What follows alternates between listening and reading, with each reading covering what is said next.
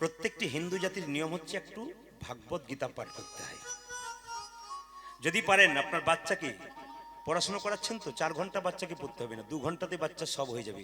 যদি গীতাটাকে তার মাথায় ঠেকিয়ে পড়তে বসেন, যদি মা হয়ে আপনি পারেন, আমি বাবাদেরকে দায়িত্ব দেবো না, কেন বলুন তো, ওনারা তো কাজে যান সারাদিন, আপনি তো ঘরে থাকেন। এই দিকে তাকাবেন, আপনার মায়েদের দিকে দায়িত্ব দেবো বেশি, কেন বলুন তো, এটা আপনার কাজ, আমার দিকে তাকাবেন। এই যে গীতা আসতে, এই গীতা সাংখ্যযোগ 2য় অধ্যায় সাংখ্যযোগ, এতে কি লেখা জানেন? জন্ম হলে মৃত্যু অবশ্যই, আর মৃত্যু হলে জন্ম অবশ্যই। এইদিকে খুব দামি কথা, গীতা সাংখ্যযোগ 2য় অধ্যায়ে লেখা আছে জন্ম হলে মৃত্যু হবেই, আর যার মৃত্যু হবে ফের আবার তার জন্ম হবে। না না, মানুষ হবেন তা নয়, কুকুর হতে পারে, পশু হতে পারে, পাখি হতে পারে, কিন্তু জন্ম হবে। এই কথাটি লক্ষ্য করুন। এইদিকে আসতে, এটা একটা পাওয়ার দেখুন, এটা শক্তি দেখুন কেমন, আমি আপনাদের বুঝিয়ে দিই। আমি আলিপুর দুয়ারে আজ থেকে 3 বছর আগে গান করতে গিয়েছিলাম। তো আলিপুর দুয়ারে ওখানে গান শুনতে এসেছিল একটি মেয়ে একটি ছেলে, ওদের নতুন বিয়ে হয়েছে। এইদিকে তাকাবেন, ওই আলিপুর দুয়ারে ওরা হানিমুন করতে এসছে, হানিমুন নাকি হানিমুন করতে এসছে। ওরা ভাবলো কীর্তন হচ্ছে প্রদীপ পালে, চল একটু শুনে আসি। তো ওখানকার যারা কর্মকর্তারা তারা 2000 গীতা দান করালেন, সবাইকে গীতা আমি দিলাম। ওরা স্বামী স্ত্রী সেছেই মাত্র 2-3 মাস বিয়ে হয়েছে। ওদেরকে বললাম তুমি একটা নাও, সেটা বলো না। মেয়ে বলছে না, আরে নাও নাও, জীবনে কাজে লাগবে। আমি বললাম এইদিকে এদিকে, বললাম নাও নাও, জীবনে কাজে লাগবে। এই যে গীতার 2য় অধ্যায় আছে না সাংখ্যযোগ, এটা ভালো করে পড়বে, এটা কাজে লেগে যাবে, লক্ষ্য করুন। ও ভাবলো কি আর কাজে লাগবে, বিরক্তি হয়ে নিয়ে নিল, রাখি যখন দিচ্ছে। অবাক হয়ে যাবেন আপনারা, ওই গীতাটিকে নিয়ে বাড়ি ফিরলেন, কিন্তু স্বামী কি করলো, বাড়ির কার্নিসে গীতাটাকে রেখে দিল। দিন ভালোই যায়, হঠাৎ স্বামী স্ত্রীর মধ্যে গন্ডগোল বাঁধে, দুজনের ডিভোর্স হয়ে যায়। আর যখন এই ডিভোর্স হয়ে যায়, তখন স্বামীর মন আর ঠিক থাকে না, ছটফট ছটফট ছটফট ছটফট ছটফট, আর ভালো লাগে না, কোনো কিছু ভালো লাগছে না। তখন মনে মনে ভাবলো সংসার করে কি করলাম, জ্বলে গেলাম, দরকার নেই, আমি গলায় দড়ি দিয়ে আত্মহত্যা করবো। এদিকে তাকান, গলায় দড়ি দিয়ে আত্মহত্যা করব, এই বলে কি করেছে, যেই না ওই সিলিং এর মধ্যে একটা থাকে না ফ্যান থাকে, দেখেছেন তো, ওই ফ্যানে দড়িটা দিয়ে যেই না গলায় ফাঁস দিতে যাবে, তখন মনে পড়ে গেল প্রদীপবাবু যে আমাকে গীতাটা দিয়েছিল, বলেছিল বিপদের দিন এটাকে দিয়ে লক্ষ্য করবে। তাহলে যখন বলেছিল গলায় ফাঁসটা মারবার আগে, গীতাটাকে এরকম করে খুলতে গেছে, আর 2য় অধ্যায় সাংখ্যযোগে দেখতে পেল জন্ম হলেই মৃত্যু, মৃত্যু হলে আবার জন্ম। ও তখন চমকে গেল, যদি মরে আবার জন্ম নিতে হয় তাহলে মরে কি লাভ আছে। চৈতন্য ফিরে গেল, কিন্তু একবার মনে পড়ে গেল গীতাটা যখন নিতে বলেছে, তখন একবার গলায় দড়ি নেবার আগে একবার দেখি কি বলেছে। উনি তো বলেছিলেন বিপদের দিন এটাকে দেখো, তোমার লাভ আছে। তো গীতার দিন বিপদের দিনে দেখলো লেখা আছে কি, যে জন্ম হয় তার মৃত্যু হয়, মৃত্যু হলে আবার জন্ম হয়। তো আমি যদি মরে যাই আবার যদি ফের জন্ম হয়, মরে কি লাভ আছে। উনি সেই দিন বাড়ি থেকে বেরোলেন, মন্দিরে গিয়ে গুরুদেবের কাছে মন্ত্র নিলেন। উনি আমাকে ফোন করে বললেন, বাবা সেদিন যেটা দিয়েছিলেন ওটা যে কি শক্তি আমি আজকে বুঝতে পারলাম, আজ আমি গীতা ছাড়া থাকতে পারি না। প্রত্যেকটি দাদা ভাইকে বলবো, এটা কিনবেন, 5 টাকা 2 টাকা 10 টাকা দাম, পকেটে রাখবেন। অনেকে চিন্তা করছেন হোটেলে যাব, চিন্তা লাগছে, খাবার খাবো, উল্টো পাল্টা। গীতা হলো ভগবান শ্রীকৃষ্ণের মুখস্থিত বাণী, আর গঙ্গা হলো ভগবান শ্রীকৃষ্ণের চরণ থেকে সৃষ্টি। তাহলে গঙ্গা যদি সব জায়গায় পবিত্র হয়, গীতা কেন সব জায়গায় পবিত্র? অনেকে প্রশ্ন করে গীতা নিয়ে আমি যেখানে সেখানে যেতে পারি। হ্যাঁ পারেন, কেন? আপনি একটা মাদুলি পড়েছেন, দেবতার মাদুলি, পুষ্প ভরা আছে, কিংবা রাধাকৃষ্ণের লকেট পড়েছেন, পায়খানায় যান, প্রস্রাব যান, খাবার খান নানা রকম, তখন তো বলেন না লকেটটা নিয়ে এটা চলবে কিনা। এটাও চলবে যদি আপনারা রাখতে পারেন। বাচ্চার ব্যাগে আপনারা কি করবেন মায়েরা, বাচ্চার ব্যাগে, হ্যাঁ বাচ্চার ব্যাগে কি করবেন, এটাকে খুব ছোট্ট করে একটা পলিথিন দিয়ে মুড়ে রেখে দেবেন। তবে হ্যাঁ, ঈশ্বরচন্দ্র বিদ্যাসাগর একটা বই আছে বর্ণ পরিচয়, তাতে দেখবেন কতগুলো অক্ষর আছে, ওগুলো খুব তত্ত্বমূলক অক্ষর, এগুলো আমি আপনাদের বলে দিতে চাই। কি কর কর, তারপরে কি খলক, অক্ষরগুলো দেখবেন আছে কিনা, কর কর, খল খল, তারপরে কি ঘট ঘট, তারপরে কি বরকি জল জল, তারপর কি পথ পথ, তারপর লেখা আছে শেষে অচল অচল। এই পর্যন্ত যাই, আর যাব না। কর কর তার মানে কি, তুমি এমপি এমএলএ হয়েছো, তোমার কর্মের জন্য হয়েছো। তুমি ডাক্তার হয়েছো, তুমি ভালো কর্ম করেছো হয়েছো, গর্ব করবে না, অহংকার করবে না তোমার কর্মের জন্য। তুমি শিক্ষক হয়েছো তোমার কর্মের জন্য, তুমি ভক্ত হয়েছো তোমার কর্মের জন্য, অহংকার করবে না। করো করো, যদি সুকর্ম করো তবে তোমার জীবনের পথটা সুন্দর হবে। আর করো করো পরে কি খল, খল মানে কি চালাকি। যদি কেউ খল করে গোটাটাই নিতাই গৌর হইব। যে ভালো কর্ম করে করো করো, তার দেখবেন খল খল মানে জীবনের খল প্রবৃত্তি, খারাপ প্রবৃত্তি সব চলে গিয়ে সুকর্মের দিকে মনে যাবে। আর খল খলর পরে কি ঘট, ঘট ঘট মানে কি 3.5 হাত দেহ। এই ঘটটা পবিত্র হবে যদি আপনার ভালো কর্ম থাকে, তাহলে এই দেহটা ঘটটা পবিত্র হবে। জল জল, এই দেহ ঘট যদি পবিত্র হয় তবে প্রেম ভক্তি শ্রদ্ধারূপী জল এখানে থাকবে। আর যার মধ্যে প্রেম ভক্তিরূপী জল থাকবে, জল জল তারপরে কি পথ পথ, তার চলার পথটা সুন্দর হবে। আর যদি এগুলো কোনোটাই না করেন তবে জীবনটা আপনার অচল, অচল নিতাই গৌর হরি বল, হরি বল। এগুলোর দিকে নজর দেবেন, এগুলো হচ্ছে তত্ত্বমূলক কথা, জীবন সুন্দর হয়ে যাবে আপনাদের। এই জন্য মায়েরা, ভগবান শ্রীকৃষ্ণ আজকে কি করেছে এদিকে দেখাবেন। ভগবান শ্রীকৃষ্ণ করেছেন কি না, তিনি আজকে সুদামকে বললেন আরে পাল জড়ো কর, মানে কি আমাদের কামক্রোধ মোহাম্মদ যেগুলো গোবিন্দ চরণে দিয়ে দিন, আমাদেরও কিন্তু কি হবে, পাল জড়ো করলে গোবিন্দের কৃপা পাওয়া যাবে। পাহারা করে দিয়েছি এই রাজত্বের জন্য। কিন্তু আমার শেষ প্রশ্ন এইটাই, আমি জীবকে দেখাতে চাই আমার মতো যারা করে, শেষের বেলায় তারা কি নিয়ে যায়। এই হাতটা খালি হাতে এলাম, খালি হাতে গেলাম, গিয়ে যারা আমার মতো করে এরকম তাদেরকে দেখিয়ে দিয়ে গেলাম যেন এরকম কাজ করো না, নইলে আমার মতো ঠকতে হবে। সেই দিন আমি মনে মনে ভাবলাম, আমি সংসারের জন্য, ছেলে মেয়েকে মানুষ করার জন্য কত মানুষকে হত্যা করলাম, কত জনের অন্ন কেড়ে খেয়ে নিলাম, কত বাচ্চাকে বাবাহরা করলাম, আমি কি করলাম। সেই দিন আমার চৈতন্য হয়ে গেল দাদা। আর সেই দিন থেকে মন্দিরে গিয়ে ভগবানের চরণে প্রণাম করে গুরুদেবকে ডেকে দীক্ষা নিয়ে আমি মনে মনে ভাবলাম নতুন জীবন শুরু করলাম। আচ্ছা প্রদীপ বাবু, মানুষ হতে পারবো তো? আমি বললাম আপনি হয়ে গেছেন। বলে কেন? ওই যে আপনি চোখের জল ফেলেছেন না, তখনই হয়ে গেছে। বিনা প্রেম সে না মিলে নন্দলাল। চোখের জল যদি কেউ ফেলতে না পারে বাবা, গোবিন্দের কৃপা তার কোনদিন। ছেলের জন্য কাঁদবে, মেয়ের জন্য কাঁদবে, শেষে ছেলে মেয়ে প্রশ্ন করবে তুমি আমার জন্য কি করেছো। আপনি বলবেন আহ যার জন্য করি চুরি সে কিনা বলে চোর, কিন্তু যদি ভগবানের জন্য কিছু করেন ও তো তোলা থেকে যায়। আজকের দিনে এই যে আপনারা কীর্তন শুনতে এলেন, একদিন বিরাট বিপদে পড়ে যাবেন, সেদিন ভাবতে পারবেন না আমি বেঁচে গেলাম কি করে। আজকের দিনটার জন্য বাঁচলেন। কাঁদবে যদি ছেলের জন্য নয়, মেয়ের জন্য নয়, যত কাঁদবেন দুঃখ পাবেন। কাঁদবেন যদি ভগবানের জন্য কাঁদুন। এ ছেলে মেয়ে বড় হবে, ডানা হবে, ও তো উড়ে চলে যাবে, তাহলে কি কর্তব্য কর্ম করবেন না? নিশ্চয়ই করবেন, কিন্তু আসল কর্তব্য ভুলবেন না, যার জন্য পৃথিবীতে এলেন। যার ভগবান আমাদের কি দিয়েছে, যার জন্য ভগবানের নাম করবো, প্রশ্নগুলো একটা উত্তর নিয়ে নিন। কি দিয়েছে? বাচ্চা জন্ম নিল, খাবে কি, একথা কে ভেবেছে? ভগবান ভেবেছে। কি ভেবেছে? মায়ের স্তন দুগ্ধে এমন মধুভাণ্ড দিয়েছে পৃথিবীর কোথাও নাই। সেই দুধের মধ্যে দুধটা খুব গরম নয় যাতে বাচ্চা জিভ পুড়ে যাবে, খুব ঠান্ডা নয় যাতে বাচ্চার সর্দি লেগে যাবে, খুব গরম নয় যাতে বাচ্চার জিভ পুড়ে যাবে, খুব আবার মিষ্টি নয় যাতে বাচ্চার সুগার হবে। গাছের মধ্যে ফল দিলেন, নদীর মধ্যে জল দিলেন, তিনি আমাদের জন্য এত কিছু করলেন, আমরা তার জন্য কি করলাম?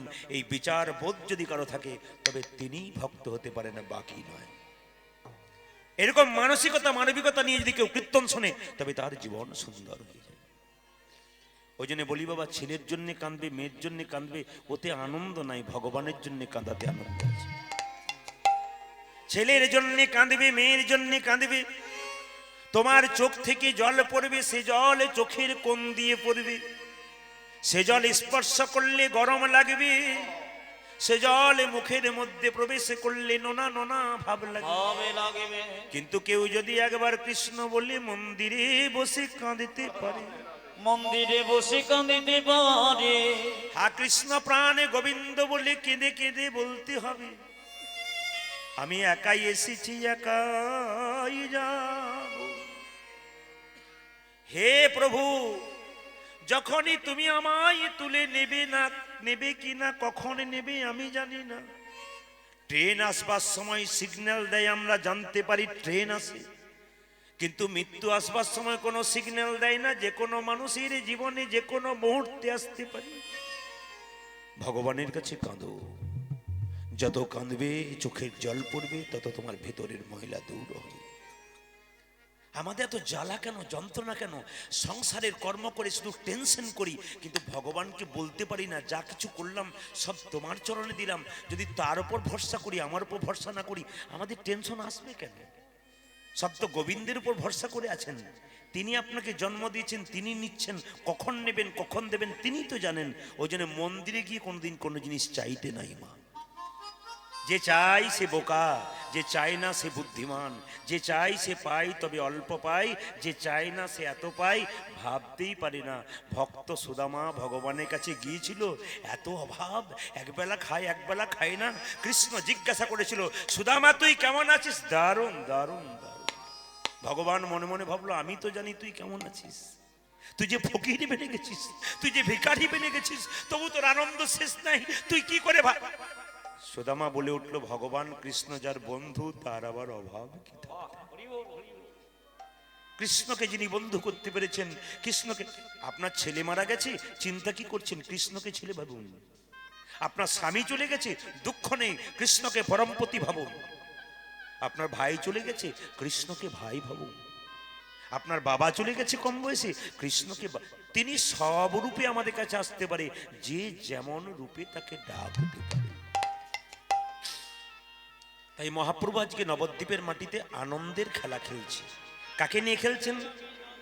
সুরধ্বনি তীরে মহাপ্রভু আজকে ভক্তগণকে সঙ্গে নিয়ে আনন্দ করছেন। আজ কিভাবে খেলছেন মায়েরা? কিভাবে একটু উলুধ্বনি দেবেন? সুরধ্বনি তীর দিয়ে হরিনাম গাইতে গাইতে যাচ্ছে, হরিনামে তালি দেবেন।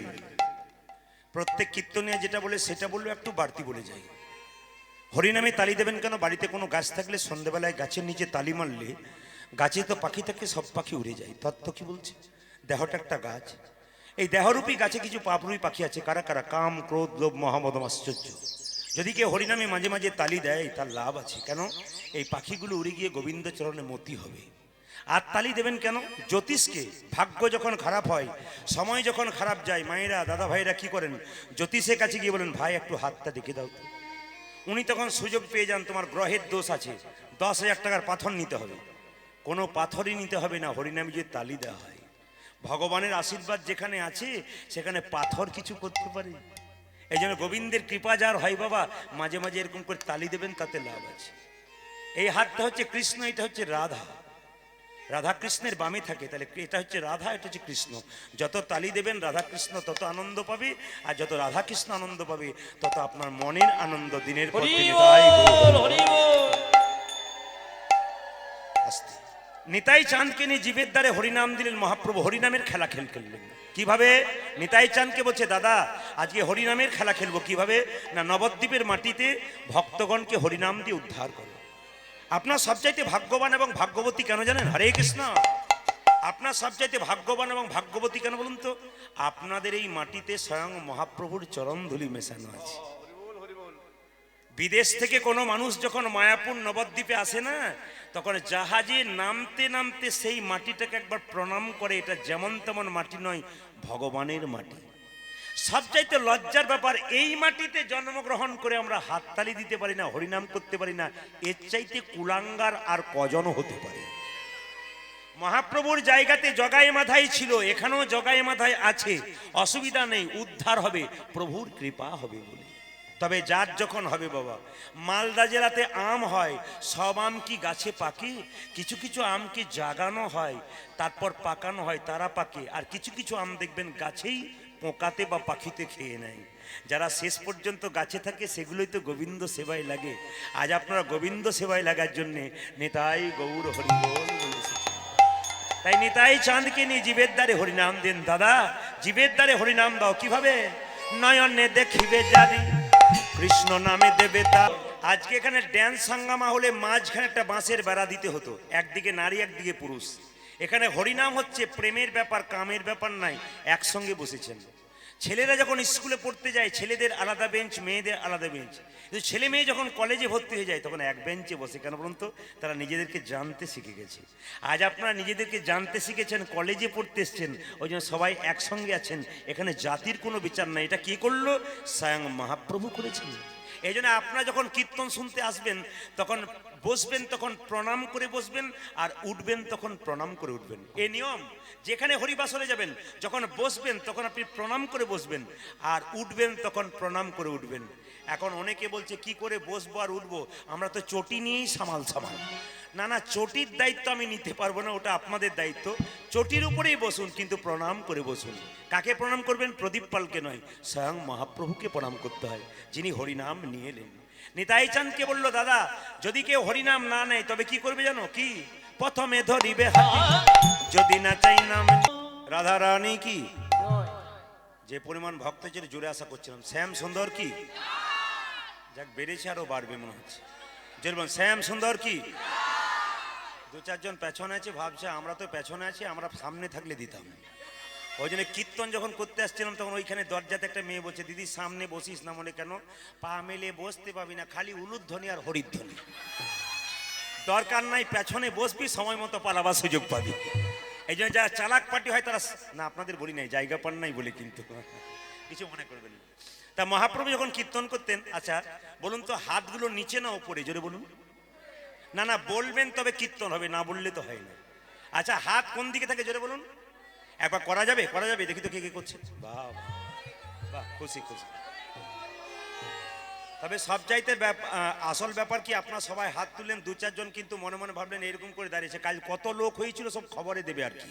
এই জন্য এইটাই আমাদের সবচাইতে লজ্জার ব্যাপার। কি বলুন তো? আস্তে আস্তে এইদিকে। হিন্দু জাতির সবচাইতে লজ্জার ব্যাপার প্রেস্টিজের জন্যই গেছে। মুসলিম সমাজে দেখবেন জলসা হলে সারা রাত্রি, সকাল থেকে সন্ধে পর্যন্ত সারা রাত্রি, পরের দিন সকাল পর্যন্ত একই রকম বসে থাকে, বুঝুক আর না বুঝুক। লজ্জা আমাদের। ভদ্রলোকের মতো এরকম করে দাঁড়াই, হাততালি সবাই দেয়, উনি দেন না কেন বলুন তো? ওনার প্রেস্টিজের ব্যাপার আছে। এই প্রেস্টিজের জন্য আমাদের নিতাই গৌর হরিবোল হয়ে গেছে, যত সব সম্মানের জন্য। মনরে কেন করো বিদ্যার গৌরব, স্মৃতিশাস্ত্র ব্যাকরণ, নানা ভাষা আলোচন, বৃদ্ধি করি যশের সৌরভ। কিন্তু দেখো চিন্তা করি, যদি না ভজিলে হরি, বিদ্যা তব কেবল রৌরব। এত বড় বিখ্যাত বিজ্ঞানী আইজ্যাক নিউটন, আপনারা সবাই অবাক হয়ে যাবেন। যারা খুব জ্ঞানী লোক হয় না, যারা খুব পণ্ডিত লোক হয়, তারা ভগবানকে ভজনা করে। অবাক হয়ে যাবেন আপনারা। আমি একবার চেন্নাই গিয়েছিলাম চিকিৎসার জন্যে। যে ডাক্তারকে দেখাচ্ছিলাম ওনার নাম জোসেফ ভি টাচিল। উনি কোথা থেকে আসছেন? লন্ডন থেকে আসছেন। অবাক হয়ে যাবেন, ইংলিশে কথা বলেন, কিন্তু খ্রিস্টান ডাক্তার ছিলেন। কিন্তু টেবিলের ওপরে কৃষ্ণ গোপালের ছবি আর যীশু খ্রিস্টের ছবি। জিজ্ঞেস করেছিলাম ওনাকে, এটা কি হচ্ছে? বলছে উনি তো সব, উনি না করালে আমি করব কি করে? সবচাইতে লজ্জার ব্যাপার, সামান্য কিছু পড়াশোনা করে আমাদের প্রেস্টিজ কত, আমরা ভগবানকে ভুলে যাই। এইখানে চিন্তা করতে বড়। আইজ্যাক নিউটন তিনি কি করেছিলেন?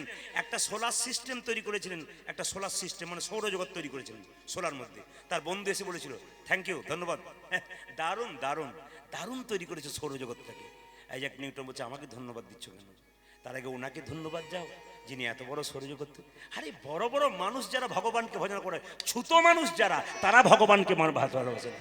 একটু পড়াশোনা করলেই ভাবে আমরা দিগ্গজ হয়ে গেছি। এইটাই লজ্জার ব্যাপার। এই জন্য ভগবান হারাচ্ছে তারা। তাদের বাচ্চাগুলো সংসারে ভালো ভক্ত হচ্ছে না, অসৎ ব্যক্তি হচ্ছে। এরাই কিন্তু আমাদের সমাজটাকে নষ্ট করে দিচ্ছে। এই দিকে তাকাতে হবে। আপনি বাবা হয়েছেন, অনেকে বলে না আমি ভালো পড়াশোনা করতে পারি, তুই কর। তো আপনি বলুন, আমি ভগবানকে ডাকি নাই, তুই ডাক। লজ্জার ব্যাপার এটা। আপনিও ডাকবেন না, আপনার ছেলেকেও ডাকতে দেবেন না। আপনি বংশটাকে কোন বংশে নিয়ে যাচ্ছেন একটু ভাবনা চিন্তা করুন। নিমাই সচিমাতাকে বলেছিল, মা এ জগতে একমাত্র সত্য কি জানো? হরিনাম, বাকি সব মিথ্যা। হরিনাম সত্য, গুরু নাম সত্য, সম্বল কর রে পথের সাথ। তাহলে মহাপ্রভু যখন কীর্তন করতেন হাতটা তুলে, তখন একজন ভক্ত জিজ্ঞেস করছে, তুমি হাতটা তুলে আছো ঠাকুর, তোমার ব্যথা হয় না? ঠাকুর বলছে, ব্যথা আবার হয় না? বলে তাহলে নামাও। বলে কি করে নামাবো? তোরা তুলছিস না, ওই জন্য আমি উঠিয়ে আছি। একজন ভক্ত বলল, ঠাকুর আমরা তুলছি না বলে তুমি উঠিয়ে আছো, নামাচ্ছ না? আচ্ছা ঠাকুর, এই দেখো তুলে দিলাম, এইবার নামাও। ঠাকুর বলছে, না না, তোরা তুললে কি হবে? তোদের পেছনে যারা আছে, আপনাদের বলি নাই দাদা, তোদের পেছনে যারা আছে তারা তুলবে না, ওই জন্য আমি হাত তুলে আছি। পেছনে বলতে কারা? এর পরের জন্মে যারা জন্ম নেবে তারা আমার হাত তোলা না দেখলে তুলবে না, ওই জন্য জন্ম জন্মান্তর ধরে আমি হাত তুলেই আছি। তাহলে শুধু যে আমাদের মঙ্গল ভেবেছেন তা নয়, প্রত্যেকটি জন্মের মানুষের জন্য তিনি মঙ্গল ভেবেছেন বলে হাতটা তুলে আছেন। এইদিকে এইদিকে আপনার নদিয়ার মানুষ, এখানে বাজার জায়গা, আপনার রাস্তা দিয়ে পেরিয়ে গেলে হাত তুলি কখন? টোটো অটো পেরিয়ে গেলে, ও দাদা একটু বাজারে যাব, এইদিকে হাত তোলেন। আর হাত তোলেন কখন? যখন দেখবেন কেউ জলে ডুবে যায়, উঠতে পারে না, হাত দেখবেন এরকম করে বাঁচাও, বলতে চাই, বলতে পারে না কিন্তু বলতে চাই, তখন হাত তোলে। আর হাত তোলে কখন? যখন কেউ বোঝা নিয়ে যায়। প্রশ্ন করবেন তাহলে মহাপ্রভু কি টোটো ধরেছিল? সে যুগে তো ছিল না। মহাপ্রভু কি জলে ডুবে গেছিল? বলে না। তাহলে মহাপ্রভু কি বোঝা নিয়ে যাচ্ছিল? আপনারা বলবেন না, তত্ত্ব বলছে হ্যাঁ, মহাপ্রভু বোঝা নিয়ে যাচ্ছিল। প্রশ্ন করবেন প্রদীপ বাবু একই রকম কথা, মহাপ্রভু বোঝা নিয়ে যাচ্ছিল, দেখতে পেলাম না কেন? কি করে দেখবেন? দেখার মতো চোখ থাকলে দেখা যায়। এক ট্রাক বালিতে এক হাত চিনি ছুঁড়ে দিলে, চিনি আর বালি একসঙ্গে মিশিয়ে দিলে, চিনিকে কি কেউ পারে চিনিতে এক ট্রাক বালিতে? এক ট্রাক বালিতে এক হাত চিনি ছুড়লেন, আর চিনি আর বালি একসঙ্গে মিশিয়ে দিলেন, চিনিকে কি কেউ পারে চিনিতে এক ট্রাক বালিতে? বলছে পারে। কে পারে? পিপিলিকা পারে চিনিকে চিনিতে এক ট্রাক বালিতে। পিপিলিকার মতো যারা গৌর ভক্ত তারা চিনতে পারে। ও মাইরা চিনবেন আপনারও। কেন? জন্মের সময় দুটো চোখ হয়, একটা ডান চোখ একটা বাম চোখ। এই চোখে আমরা ভুল দেখি। কি ভুল দেখি? এক গ্লাস, বিজ্ঞান বলছে এক গ্লাস জলে একটা খড়কুটো বা কাঠি ডুবিয়ে দিন, দেখবেন বাঁকা বাঁকা লাগবে চোখ, ঠিক কিন্তু ভুল দেখি। কিন্তু সবাই লক্ষ্য করবেন, ছাতের উপর দাঁড়িয়ে থাকবেন, মনে হবে পাশের গ্রামে মেঘটা নেমে গেছে, আকাশটা নেমে গেছে। এটা চোখ থাকতে ভুল দেখি। কিন্তু কোন চোখে আপনি সঠিক দেখবেন? গুরু কৃপার বস্তু সাধন ভজন করি আর একটা চোখ হয়, সেই চোখটার নাম জ্ঞান চক্ষু। আর সেই জ্ঞান চক্ষুর উদয় হয়ে গেলে আপনার তো গোবিন্দ দর্শন। নিতাই গৌর। হরি বল, হরি বল। তাহলে মহাপ্রভু হাতটা তুলে আছেন, এই যে মহাপ্রভু হাতটা তুলে আছেন, কিসের বোঝা নিয়েছেন? এইদিকে বলছে বোঝা নিয়েছেন। কিসের বোঝা? দেখতে পায় না কেন? সবাই দেখতে পায় না। বাবা যখন মেয়ের বাড়ি যায়, থলে থলে আপেল কলা মিষ্টি নিয়ে যায়, ওটা দেখা যায়। একটা জিনিস মেয়ের জন্য নিয়ে যায়, ওটা কেউ দেখতে পায় না, দেখার চোখ থাকা চাই। ওটা কি? প্রেম আর ভালোবাসা নিয়ে যায়, ওটা অনুভব করতে হয়। মহাপ্রভু প্রেমের বোঝা নিয়েছেন, তাই প্রত্যেকটা জীবকে বলছে, আইরে কে কে কিশোরীর প্রেমে নিবি? যাকে দেখছে তাকে বলছে, তোমরা লৌরি কি শরীর প্রেম নিতাই ডাকে আই। আমি কাল থেকে সকালবেলায় যে যাকে দেখবেন জয় নিতাই বলবেন। বলবেন তো? হ্যাঁ না না? একটু জোরে বলুন। সামনের জন হ্যাঁ বলছে, পেছনের জন কি শুনতে কম পাচ্ছেন নাকি? ঠিক পাচ্ছেন তো? হ্যাঁ বলবেন, কিন্তু ইশারা করবেন। হিন্দুর রক্ত শরীরে বইছে, জয় নিতাই বলবো না তা কি করে হয়? বলবোই, প্রতিজ্ঞা করতে হবে। আজকে সবাই মিলে আবার প্রতিজ্ঞা করে বলুন, কাল থেকে জয় নিতাই বলবেন। সন্দেহ থাকলে বলবেন না, বলুন জয় নিতাই। যাক, সবাইকে দেখলাম দু চারজন মনে মনে ভাবলো বলা তো যায় না, কাল থেকে যদি না পারি, এই জন্য অনেকে তুলতে পারলো না। একবার জোরে বলুন, নিতাই চাঁদ কি? বাবা একটু জোরে হবে। হ্যাঁ, নিতাই চাঁদ কি? যাক, বেড়েছে, আরো বাড়বে। শ্যাম সুন্দর কি? বাহ বাহ বাহ। মদন মোহন কি? হরি বাসর কি? মায়েরা, এই মুখ যদি কারো ভালো থাকে, এই দিয়ে তাকাবেন, মুখে আসতে, মুখে যদি কারো সুগার থাকে তাহলে ব্লাডে সুগার থাকবে না। মুখে যদি সুগার থাকে ব্লাডে সুগার থাকবে না। কেন বলুন তো? মুখ যার মিষ্টি, এখানে সুগার তার নাই। রামকৃষ্ণ পরমহংসদেব বলছে, বাড়িতে যদি কেউ আসে, দুটো মিষ্টি দিতে পারিস আর না পারিস, দুটো মিষ্টি কথা বলিস। মাথায় মাথা রাখবেন কথাগুলো, খুব জীবনে লেগে যাবে। কিন্তু বাড়িতে যদি কেউ আসে না, দুটো মিষ্টি কথা বলতে, দুটো মিষ্টি দিতে পারেন না পারেন, দুটো মিষ্টি কথা বলুন, আপনার লাভ আছে। এই জন্য বলে দি মায়েরা, এই মুখ যদি কারো ভালো হয়, পৃথিবীতে গুরু বনে যেতে পারে। প্রমাণ কি? আচ্ছা আপনারাই বলবেন, আচ্ছা আমাদের মুখের মধ্যে কটা দাঁত থাকে? জোরে বলুন, একটু জোরে বলুন। 32। আপনারা সব ডাক্তারি পড়েছেন নাকি? না একবারে যার নাই সে কি অবস্থা, সে দেখছেন নি করে যে আমার তো 32টা নাই। হতেই পারে, হতেই পারে। এই দিয়ে তাকাবেন, 32টা দাঁত আছে। জিভ কটা আছে? খুব ভেবে বলবেন, জিভ কটা আছে? হ্যাঁ দেখুন, এখন অনেক অনেক ভাবছে কীর্তনিয়াতে একটা বলবে না, দুটো বলতে পারে, পেছনে তাহলে কোথাও আছে বোধহয়। না না, জিভ আছে একটা, দাঁত আছে কটা? 32টা। এইদিকে তাকাবেন, দাঁত 32 জন। জীবকে বলছে, তুই বেশি বাড়াবাড়ি করবি না, এমন ভাবে চিবিয়ে দেবো না, 32টা দাঁতে 32 টুকরো করে মাটিতে ফেলে দেবো। জীব তখন বলছে চুপ করে থাক, আমি একা আছি, তোরা 32 জন আছিস, এমন কাজ করব তোরা 32 জন ঝরে পড়বে। বলে কি রকম? বলছে আমি জীব, আমাকে 32 টুকরো করতে পারিস, তার আগেই কিন্তু আমি একটা কাজ করে দেবো। কি? রাস্তা দিয়ে কোনো লোক পেরিয়ে যাবে, এমন গাল দিয়ে দেবো এক চড়েই 32 জন ঝরে পড়বে। ওই জন্য আপনাদের কাছে নিবেদন রইল, এই মুখ যদি কারো ভালো থাকে, মিষ্টি ভাষা থাকে, জীবনে যুদ্ধে জয়লাভ করতে পারি। আর যদি আপনার মুখ খারাপ হয়, তাহলে দেখবেন আপনার শত্রু খুব তাড়াতাড়ি বনে যেতে পারে। মহাপ্রভু যে জন্ম নিয়েছিলেন, তার মুখের জোরে তিনি পৃথিবীকে মধুময় করে দিয়েছেন। জগাই মাথায় এত অত্যাচার করেছিল, তাদের তো মারতে পারতো, কি করেছিল? হরে কৃষ্ণ প্রেম দিয়ে নিয়েছিল, মুখের মধুতে টেনে নিয়েছিল। মলয় চাঁদ কাজী এত করার চেষ্টা করেছিল, তার সঙ্গে শত্রুতা, তাকে এমন করেছিল যে সে তার আপন হয়ে গেছে।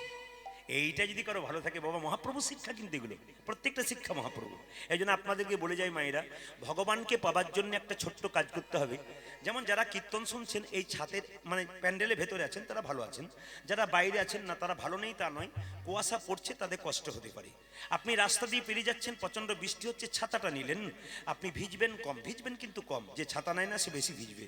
তত্ত্ব কি বললো? ধর্মের ছাতাকে সঙ্গে করে যে হাঁটতে পারে, তার তো পৃথিবীতে কষ্ট হয় কিন্তু কম হয়। প্রশ্ন করবেন, যারা ধর্ম করে তাদের এত কষ্ট কেন? আরে বাবা, কষ্ট এই জন্যই, যে পড়াশুনো করে তাকেই তো পরীক্ষা দিতে হয়, যে পড়াশুনো করে না তাকে পরীক্ষা দিতে হয় না। যে ভগবানকে ডাকবে তাকে বারবার ধাক্কা পেতে হবে কেন? আপনি সোনার দোকানে সোনা বিক্রি করতে যাবেন, সোনা যিনি কিনে নেবেন তিনি তো পরীক্ষা করবেন এর মধ্যে কতটা খাদ আছে, কতটা সোনা আছে।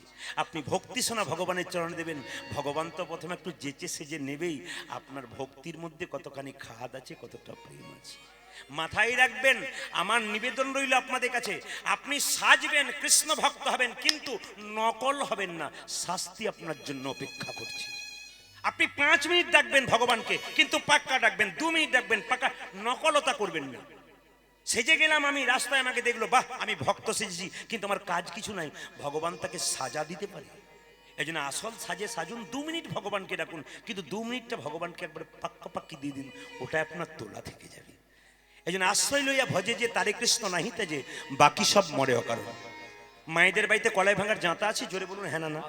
আগে ছিল। আচ্ছা, জাঁতার মাঝে কটা ফুটো থাকে? 4টা। জোরে বলুন 4টা। কটা থাকে জাঁতার মাঝে? কটা ফুটো থাকে? হ্যাঁ দেখুন, সামনে দুজন দুটো বলেছে আর বাকি সব বলছে 4টা বলেছি। হ্যাঁ, কি ভক্তি ভরে বলছে হ্যাঁ, মানে আপনি কি আর ভুল বলবেন? অনেকে জাঁতা দেখা নাই হতে পারে। আচ্ছা মায়েরা, জাঁতার মাঝে 2টো ফুটো থাকে, যদি কেউ জানেন দেখে নেবেন। মাঝে একটা, পাশে একটা। মাঝের ছিদ্রতে কাঠের গঞ্জ, পাশের ছিদ্রতে কলাইয়ের দানা। জাঁতা ঘোরাবেন, সব কলাইয়ের দানা ভাঙবে, কিছু কিছু কলাইয়ের দানা গোটা থাকবে। কোথায়? জাঁতার মাঝে যে গঞ্জ, গজের চারিপাশে যে কলাইয়ের দানা, তারা কিন্তু গোটাকে গোটা রয়ে যাবে। তত্ত্ব কি বললো? সংসার একটি জাঁতা, আমরা মানুষগুলো হলাম সব কলাইয়ের দানা।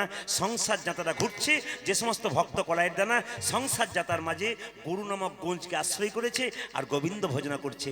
নিতাই গৌর হরি বল। তার মানে আপনি গুরু করুন, হরে কৃষ্ণ, আপনি গুরু করুন আর গোবিন্দ ভজনা করুন, আপনার জীবন সুন্দর হয়ে যাবে।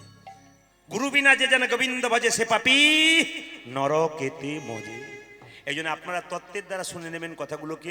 মায়েরা, গুরু করবেন বেছে বেছে, যাকে তাকে করবেন না। গুরু মন্ত্র না নিলে কি হয়? থালা থালা আপেল কলা মন্দিরে নিয়ে যাবেন, ভগবান একটা গ্রহণ করবে না। কেন? তোমার গুরু মন্ত্র হয় নাই। তুমি, আরে বাবা, ডিগ্রি লাভ করবে তবে তো চাকরির জন্য তুমি দরখাস্ত দেবে। ডিগ্রি না থাকলে চাকরিতে দরখাস্ত দেবে কি করে? তোমার গুরুমন্ত্র থাকবে তবে তো গোবিন্দের দরজায় গিয়ে দাঁড়াবে। গুরুমন্ত্র না থাকলে তো নিতাই গৌর হয়ে যাবে। ব্যাংকে টাকা জমা দেবেন তবে তো নেবার জন্য লাইন দেবেন। টাকা জমা যদি না দেন তাহলে তো পুলিশ ঘাট ধাক্কা দিয়ে বের করে দেবে। আপনি যদি ভগবানকে কিছু ভক্তি সম্পদ না দিন, উনি কৃপা সম্পদ আপনাকে দেবে করি। কিন্তু শাস্ত্র বলছে, ভক্ত যদি কাই মনে কোনো বাঞ্ছা করে, ভগবানের সাধ্য নাই সেই বাঞ্ছা নাই পড়ে। ভক্ত ভগবানের কাছে গাড়ি বাড়ি টাকা পয়সা চায় না, কি চাই? প্রেম আর ভক্তি। এই দুটো জিনিস আপনারা ভগবানকে চাইবেন, ভগবান নিশ্চয় দেবেন। মায়েরা, গুরুমন্ত্র যতক্ষণ না নেবেন, থালা থালা আপেল কলা মন্দিরে নিয়ে যান, ভগবান গ্রহণ করবে না। গুরুমন্ত্র না নিলে একজন বৈষ্ণব এসে প্রশ্ন করলো, মা তোমার বাড়িতে সেবা হবে? আপনি তো আনন্দ করে বললেন হ্যাঁ হবে, কিন্তু তিনি প্রশ্ন করলেন, দীক্ষা হয়েছে তো? দীক্ষা মানে কি? দেখা। দীক্ষা মানে কি? দিয়ে খা। দীক্ষা মানে কি? উত্তীর্ণ হওয়া, ডিগ্রি পাওয়া। কিরকম? যে 1-এ ভর্তি হলো, 2, 3, 4, 5 একসঙ্গে যাবে। যে দীক্ষা নিল স্টেপ বাই স্টেপ সে কিন্তু উন্নতির দিকে গেল। দীক্ষা মানে কি? দিয়ে খা। যে দীক্ষা নেই ভগবানকে দিয়ে তারপর খাই। ভগবানকে দিয়ে যদি না খাওয়া হয় তবে চুরি করে খাওয়া হয়। কেন? ভগবানের জিনিস আমরা খাচ্ছি, তাকে না দিয়ে খেলে তো চুরি করাটাই হয়। এই জন্য আপনাদের কাছে নিবেদন রইল মায়েরা, গুরুমন্ত্র নেবেন, যাত্রার কাছে নেবেন না, বেছে বেছে নেবেন। রামকৃষ্ণ পরমহংসদেবের কাছে নরেন মানে বিবেকানন্দ প্রশ্ন করেছিল, গুরুর কাছে মন্ত্র নেবো কেন? আমি গুরুর কাছে কেন মন্ত্র নেবো? তুমি বইটা বলে দাও, মুখস্থ করে নেবো, মন্ত্র মুখস্থ করবো, বাস। গুরুকে টাকা পয়সা চাল ডাল জিনিসপত্র লাগবে না, হয়ে যাবে। ঠাকুর কত বুদ্ধিমান দেখুন পরমহংসদেব। তিনি বললেন, নরেন চুপ করে বস। গঙ্গার ঘাটে বসে আছে দক্ষিণেশ্বরে, যখন বসে আছে জিজ্ঞেস করছে, নরেন তুই চুপ করে বস, তোকে বুঝিয়ে দিই। গুরু মন্ত্র নিলেও গোবিন্দ পাবি, আর মুখস্থ করে বললেও গোবিন্দ পাবি। তবে কেমন পাবি? বলছে কিরকম? বলছে দেখ নরেন, ওই দেখ একটা কি আসছে, বলে ডিঙ্গি নৌকা আসছে। ওটা এই দক্ষিণেশ্বর থেকে চন্দননগর যেতে কত সময় লাগবে? বলছে তা মোটামুটি ধরো 6 ঘন্টা। আচ্ছা বলতো, ওই দেখ একটা কি আসছে, বলে একটা কি আসছে, স্টিমার আসছে। আচ্ছা ওটা কত সময় লাগবে? বলছে ওটা 2 ঘন্টা লাগবে। আচ্ছা নরেন, যদি ডিঙ্গি নৌকাটার সঙ্গে স্টিমারটার সঙ্গে ডিঙ্গি নৌকাটাকে বেঁধে দেওয়া হয়, ও কত সময় যাবে? বলছে স্টিমারের সঙ্গে ডিঙ্গি নৌকা বাঁধলে স্টিমার যত তাড়াতাড়ি যাবে, ডিঙ্গি নৌকা তেমন যাবে। এমনি যদি আপনি যান, মুখস্থ করে মন্ত্র ভজনা করেন, গোবিন্দ পাবেন, তবে দেরি হবে। আর যদি ডিঙ্গি নৌকা রূপী দেহটাকে স্টিমার রূপী গুরুর কাছে ধরতে পারেন, আপনার তো তাড়াতাড়ি গোবিন্দ প্রাপ্ত। হরি বল, হরি বল। এই জন্যে বলে যায় আপনাদেরকে, রামকৃষ্ণ পরমহংসদেব বলল, গুরু মন্ত্র নেবে যাত্রার কাছে নয়, পাকা গুরু। এই যে পাকা গুরু কে, কাঁচা গুরু কে? কাঁচা গুরু সে মন্ত্র দেবার আগে চুক্তি করে যে ঠাকুর মন্ত্র নেবো, নেই কি লাগবে, 500 টাকা, 1 বস্তা চাল, 2 সোনার জিনিস। যে দেখবেন শুধু বায়না ধরে ফট, গুরু মন্ত্র দেবার আগে যে দেখবেন ফর্দ করে দেয় বিরাট, বুঝবেন ইনি আপনাকে এলআইসির এজেন্টের মতো মাসের পর মাস আদায়। না না, এলআইসির এজেন্ট কেউ থাকলে অপরাধ নেবেন না, আপনার ঠিকই করেন আমাদের জন্য। তো এইদিকে তাকাবেন মায়েরা, কি বললাম, উনি কিন্তু ফর্দ করেন, তাহলে বুঝবেন উনি কিন্তু আপনাকে ঠকাচ্ছেন। আর উনি যদি বলেন, আরে গুরুমন্ত্র নিবি, তাতে কি হয়েছে, নিয়ে নিবি। আমি বহুদিন পরে গুরুমন্ত্র নিচ্ছি, গুরু পাকা পাই নাই। আমি স্টেশনে দাঁড়িয়েছিলাম, একজন গুরুদেবকে সবাই প্রণাম করছে, আর যে যা দিচ্ছে নিচ্ছে, খালি বলছে আমার বাড়ি যাবেন, আপনার জন্য বস্ত্র আছে। আরে বস্ত্র দিতে হবে না, ভালোবাসা দিবি ব্যাস। এইটা আমার তখন বুঝে নিলাম ইনার মধ্যে দারুণ জিনিস আছে। ওনাকে বাড়িতে ডাকলাম, বললাম কি লাগবে? কিচ্ছু না, তুই তো আমার সব। আবার কি লাগবে? কাঁচা গরুকে মন্ত্র দেবার আগে চুক্তি করে, পাকা গরুকে চুক্তি করে না যে ঠাকুর আমি মন্ত্র নেবো, নেই। দক্ষিণে কি লাগবে? কিচ্ছু না। কেন? আমি তোর বাবা, তুই আমার ছেলে, তোর তো সব কিছু আমার, আবার দিবি কি? না ঠাকুর, তবু কিছু দিতে হয়। দিবি, তবে দে, তোর ভক্তিটুকু আমার চরণ তলে দে। যিনি আপনার ভক্তিটুকু চরণ তলে নিয়ে প্রতি বছর আপনার বাড়িতে এসে আপনাকে পরীক্ষা করে দেখবে আমি যে মন্ত্র দিচ্ছি ঠিক ঠিক ভজনা করছে কিনা, এরাই হচ্ছে পাকা গুরু। সকলের এক মালিক, সবকা মালিক এক হ্যাঁ, কে বলেছিল? সব এই যে সবারই মালিক কে বলুন তো? একজন ভগবান। আমার মালিক, আপনার মালিক, স্ত্রীর মালিক, পুরুষের মালিক, প্রত্যেকের মালিক ভগবান। একটা কথা বলে রাখি, একজন রাজা একটি প্রশ্ন করেছিল, যদি কেউ উত্তর দিতে পারে তার রাজত্ব পেয়ে যাবে। যদি প্রশ্নটা আপনার সামনে বলবো না, ছেড়ে দেবো, জোরে বলবো। যদি আপনারা বলতে পারে একটা সুবিধা আছে, কি বলুন তো? আপনাদের নাম কিন্তু আমি লিখে নিয়ে যাবো, রাজার কাছে পৌঁছে দেবো। রাজা বলেছে যদি কেউ উত্তর দিতে পারে তার নামটা আমার কাছে দেবে, আমি রাজত্ব দিয়ে তাকে বৃন্দাবনে চলে যাব। রাজত্ব পাবার লোভ তো সবারই থাকে নাকি? তা আপনাদেরও আছে, তাহলে বলি নাকি? না, একবার বায়না করবেন, তারপরে বলে দিয়ে যাবো। আজকে বলবো? আচ্ছা আজকেই বলি। এদিকে রাজা প্রশ্ন করেছিল, এইদিকে প্রথম প্রশ্ন রাজার, অনেকগুলো প্রশ্ন, অতগুলো রাখবো না আজকে, সময়টা সংক্ষেপ আছে, রাত্রি 10টার মধ্যে শেষ করতে হবে। পরবর্তী কীর্তনিয়া রূপগান পরিবেশন করবেন, এই জন্য ছোট্ট করে বলি আপনাদের। রাজা প্রশ্ন করেছিল ভগবান কোথায় থাকে। এখন যেই না প্রশ্নটা করেছে, মন্ত্রীকে বললো, মন্ত্রী তুমি এক কাজ করো, ঢোল বাজিয়ে চারিদিকে খবরটা দাও, যদি কেউ উত্তর দিতে পারে তবে রাজত্ব পেয়ে যাবে। এই দিয়ে তাকালে মন্ত্রী কি বললো, আরে জবর খবর, আরে জবর খবর, জবর খবর, জবর খবর। রাজার মনে একটা প্রশ্ন জেগেছে, উত্তর দিতে পারলে রাজত্ব পেয়ে যাবে। কত পণ্ডিত এলো গেল, না যায় তার গোনা। রাজার যেমন প্রশ্ন তেমনি রইল, উত্তর কিন্তু হলো না। মানে এই যে রাজা যেমন চাইছিল সেটা হলো না। সবাই উত্তর দিল, বড় বড় পণ্ডিত এলো, পারলো না। এই দিয়ে তাকাবেন, যখন মনের দুঃখে মন্ত্রী রাজবাড়ির দিকে ঢুকছে গালে হাত দিয়ে, একটা ভিখারির ছেলে রাস্তায় পোড়ারুটি খাচ্ছিল ছেঁড়া কাপড় পরে, ও জিজ্ঞেস করছে, মন্ত্রী মশাই, বলে কি রাজবাড়িতে ভোজ হচ্ছে নাকি? বলে কেন? তাহলে খেতাম, খিদে পেয়েছি। মন্ত্রী রেগে বলল, রাজার হলো মনের জ্বালা, এ বেটার হলো পেটের জ্বালা, শুধু খাবে খাবে। আরে চিরকাল পেট ভরে খাবি, রাজা বনে যাবি যদি একটা প্রশ্নের উত্তর দিবি। ছেলে বলল একবার বলো, চেষ্টা করে দেখি। মন্ত্রী বলল পড়াশোনা করেছিস, স্কুলের গণ্ডিতে পা দি নাই, তাহলে পারবি কি করে? ছেলে বলছে যে যেখানে দেখিবে ছাই উড়াইয়া দেখো তাই, পাইলেও পাইতে পারো অমূল্য রতন। তা পারবি? বলে হ্যাঁ একবার চেষ্টা করে দেখি। বলতো ভগবান কোথায় থাকে? ছেলে বলল বাবা, এর মতো সহজ উত্তর আর আছে? মন্ত্রী তো চমকে গেল, বড় বড় পণ্ডিতরা পারলো না, এ বেটা বলছে এর মতো সহজ উত্তর। এই পারলে ভালো, নইলে তোর গর্দান গেল। বলছে একবেলা খায় একবেলা খায় না, না খেয়ে মরছি, মরি তো রাজার হাতে মরবো, আর পেলে রাজা হয়ে যাব, দুটোর মধ্যে একটা কিছু হবে। তাহলে তুই চল।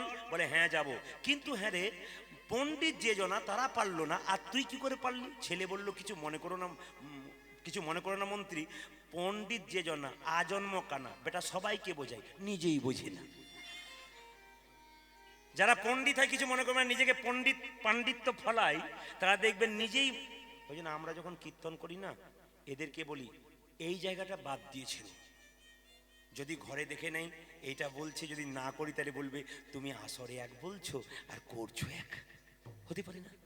না না, আমি যার কথা বলছি তিনি কীর্তনও শোনেন না, কিছু না, এত ব্যস্ত থাকেন তার কীর্তন শোনার সময় নেই, প্রচণ্ড ব্যস্ত মানুষ, এই জন্য শোনার সময় নেই। কিন্তু একজন ভাগবত পণ্ডিত, তিনি কি করলেন এদিকে তাকাবেন, তিনি গ্রামে গ্রামে ভাগবত পাঠ করেন। তার স্ত্রীর খুব ইচ্ছা জেগেছে যদি কোনোদিন সুযোগ পাই তাহলে ভাগবত পাঠ শুনবো, কেমন পাঠ করে।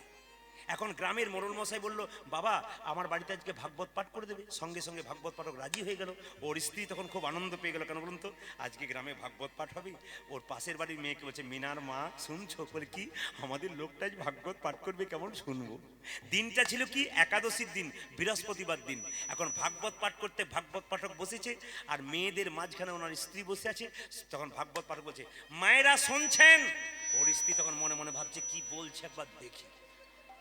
কিছু মনে করবেন না বাবা, মুসলমানদের একটা কথা আছে, অপরাধ নেবেন না, আমি কিন্তু বহু লোকের সঙ্গে মেশামেশি করি, ভালো ভালো লোকের সঙ্গে। তারা বলছে পীর মানে না গাঁ, যে মুসলমানদের সবচেয়ে বড় পীর হয় না, পীর মানে না গাঁ, পীর মানে না বউ, আর পীর মানে না মা। যত বড়ই পীর হও তুমি, কে মানে না গাঁ? অমুকের ছেলে, তোমার জানা আছে।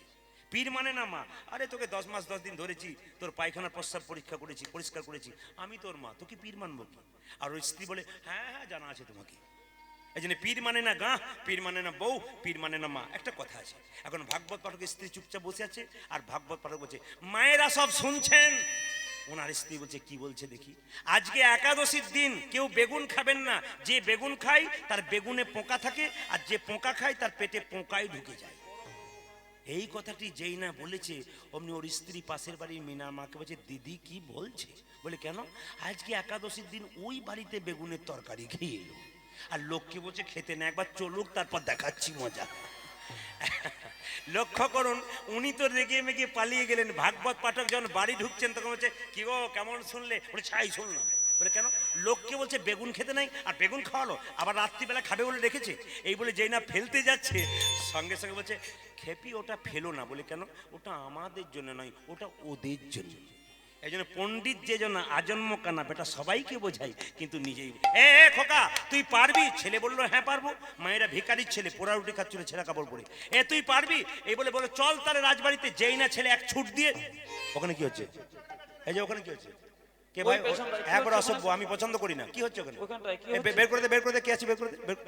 কি হচ্ছে? না না ওখানে নয়, রাজার বাড়িতে বলছে।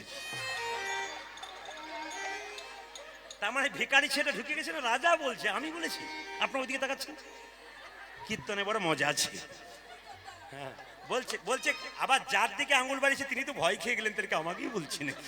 না না এরকম ভয় কেউ খাবেন না, এরকম গন্ডগোল হয়।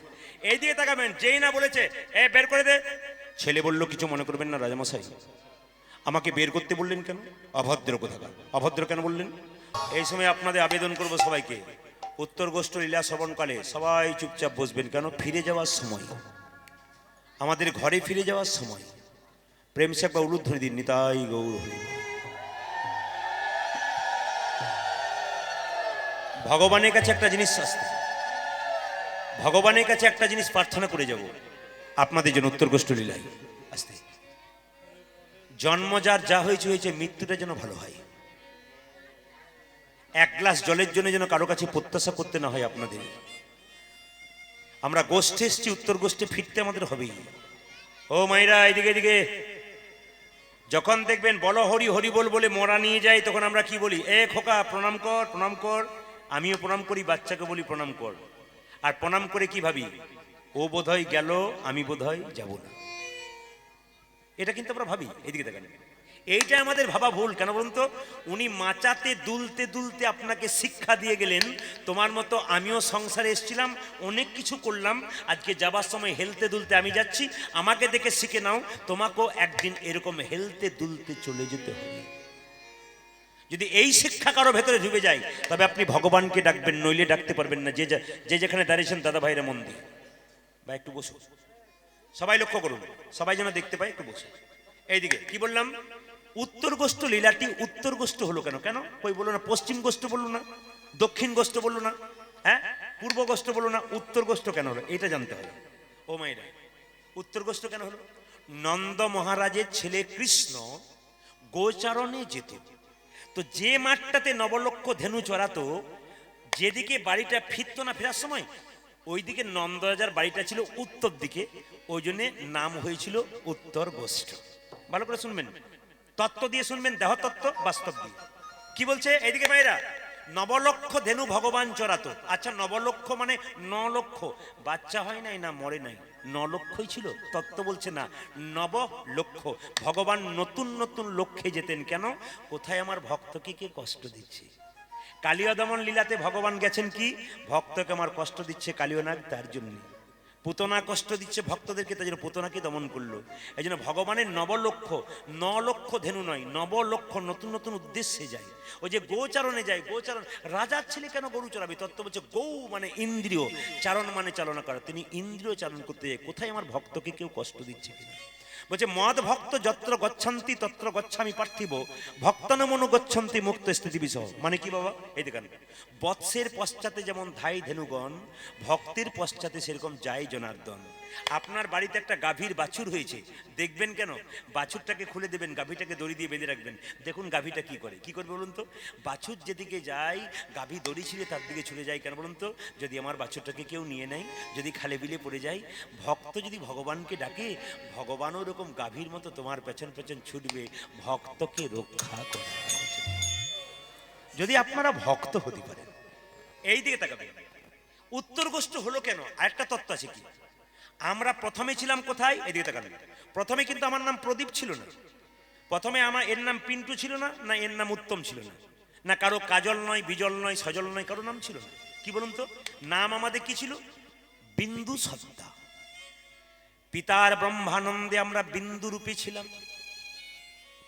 এই নাভি থেকে এই পর্যন্ত হলো উত্তর দেশ, আর নাভি থেকে নিম্ন দিকটা হলো দক্ষিণ দেশ। যুক্তিগুলো দেখবেন, দেহতত্ত্বের জিনিসটা দেখুন। এইদিকে দেখান, উত্তর গোষ্ঠ তো বহু শুনছেন, ব্যাখ্যাগুলো দেখুন, দেহতত্ত্বের ব্যাখ্যা দেখুন। এইখান থেকে এই পর্যন্ত হলো উত্তর দেশ, আর নাভি থেকে নিচের দেশটা হলো দক্ষিণ দেশ। মায়েরা, আমরা প্রথমে উত্তর দেশে ছিলাম, তারপর দক্ষিণ দেশে এলাম। কোথায় উত্তর দেশ? প্রথমে পিতার ব্রহ্মানন্দে পিতৃধন রূপে ছিলাম। পিতা ধরে রাখতে পারল না, মায়ের কাছে গেল, মায়ের শরীরে বিন্দু রূপে পিতৃধন প্রবেশ করিয়ে দিল। সেই পিতৃধন মা কি করলো? 10 মাস 10 দিন ধরে রাখলো, তারপর আর পারল না, দক্ষিণ দেশে আমাদের নিয়ে এলো। আমরা মায়ের কোলে এলাম। যেদিন থেকে মায়ের কোলে এলাম, মা বলল সোনা আমার, মানিক আমার, ধন আমার, যত ধরে পেরেছে আমাদের আবরণ দিয়ে, তত মায়ের মায়াতে পড়ে গেলাম। আবার আমরা আমরা পূর্ব গোষ্ঠ মানে সংসারে এলাম। ছেলে বড় হলো, মেয়ে বড় হলো, আপনার বয়স হয়ে গেল, আপনি চলে গেলেন। কে কখন যাবে কেউ জানে না। এটা হলো কি? উত্তর গোষ্ঠ। বাবা, মুসলিমদের সঙ্গে কোনো জায়গায় মিল থাকা না থাকা, এক জায়গায় সবার মিল আছে। খ্রিস্টান বলুন, হিন্দু বলুন, মুসলমান বলুন, সবারই কেউ যখন মারা যায় না, উত্তর দিকে মাথা করি সবাই। এই জন্য বাড়িতে যখন ছপ্পর খাট রাখেন, তক্তা রাখেন, তখন প্রাচীন লোকেরা বলে না, উত্তর দিকে মুখ করিস না। কেন? উত্তর দিকে মানুষ মরে গেলে সই, ওই জন্য উত্তর দিকে শুতে নেই। মানে যাদের মনের মধ্যে খুব ভয় থাকে, ওই জন্য তারা ওইদিকে সই না, না দিলেই ভালো হয়। এই দিকে তাকাবেন, সবাই লক্ষ্য করবেন, একটু জোরে একটু উলুদ ধরে দিন, প্রেম সে প্রেম সে। এটা আই গোর সংসার গোষ্ঠী। আপনাদের বলে যাই, জন্ম হোক যথাতথা, কর্ম যেন ভালো হয়। যে যেখানে বসে আছেন, ভক্তি ভরে বসে আছেন, তাদের কাছে নিবেদন, উত্তর গোষ্ঠী আমরা যাব, মানে একদিন মরে যাব আমরা সবাই জানি। জন্মিলে মরিতে হবে, অমর কে কথা কবে, এ কথা আমরা সবাই জানি। কিন্তু যাবার আগে কিছু ভালো কাজ করবেন, আপনার মৃত্যুটা ভালো হবে। ও মায়েরা, আপনি যখন মরে যাবেন তখন আপনি স্বর্গে গেলেন না নরকে গেলেন আপনি জানবেন কি? প্রত্যেকটা দেহতত্ত্বের কথা। মুখে আগুন দেবেন কেন? দেহটা মরে না আত্মাটা মরে? জোরে বলবেন। দেহ মরে না আত্মা মরে? দেহ মরে, আত্মা মরে না নাকি? আত্মা মরে না কেন? তত্ত্ব কি বলছে দেখুন। মানুষকুলে জন্মগ্রহণ করে যে মানুষের মতো কর্ম করবে তার আবার মানুষকুলে জন্ম হবে। আর মানুষকুলে জন্মগ্রহণ করে কেউ যদি পশুর মতো কর্ম করে তার পশুকুলে জন্ম হবে। আর মানুষকুলে জন্মগ্রহণ করে কেউ মহাপুরুষের মতো যে কর্ম করবে তারা দ্বিতীয় জন্ম হবে না, গোবিন্দ চরণ প্রাপ্তি হবে। কেন বলুন তো? যে ধানকে সেদ্ধ করে মাটি ছড়ানো হয় ওর আর গাছ হয় না, যে দেহ হরিনামে সিদ্ধ হয়ে যায় তার দ্বিতীয় জন্ম হয় না, তার গোবিন্দ চরণ প্রাপ্তি হয়ে যায়। ওই জন্য আপনার দেহটাকে হরিনাম দিয়ে সিদ্ধ করে দিন। তো যারা এখানে কীর্তন শুনতে এসছেন মাথায় রাখবেন, মৃত্যুর সময় মানুষ মরে গেল, ইনি স্বর্গে গেলেন না নরকে গেলেন ইনাকে দেখলেই বুঝতে পারবেন। এ কথা আমি বলি না, কে বলেছে? যদি কেউ বইপত্র পড়াশোনা করেন বইটার নাম বলে দিই, জগৎ ও আমি, ডক্টর পঞ্চানন ভট্টাচার্যের লেখা। তিনি বলেছেন মৃত্যুর সময় মানুষ মরে গেলে দুটো জিনিস লক্ষণ দেখলে বুঝতে পারবে উনি স্বর্গে যাচ্ছে নরকে যাচ্ছে। বলে দিই, কেউ যখন মারা গেল পাড়ার সব দল বেঁধে দেখতে গেলেন, দেখে আসার পর কি বললেন? ও মা, লোকটা এমন মরেছে গো, বিভৎস মুখ, আমার 5 দিন ঘুম হলো না। জানবেন ইনি যাচ্ছেন নরকে। আপনার কর্ম যদি জন্ম হয়ে খারাপ হয় আপনার মৃত্যুর সময় মুখ বিভৎস হয়ে যায়।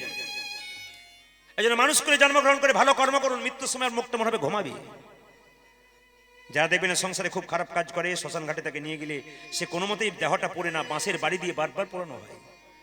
আর যে ভালো কাজ করে শ্মশানের চিতাতে শুইয়ে দিলেই ঝরঝর করে পড়ে যায় বাবা।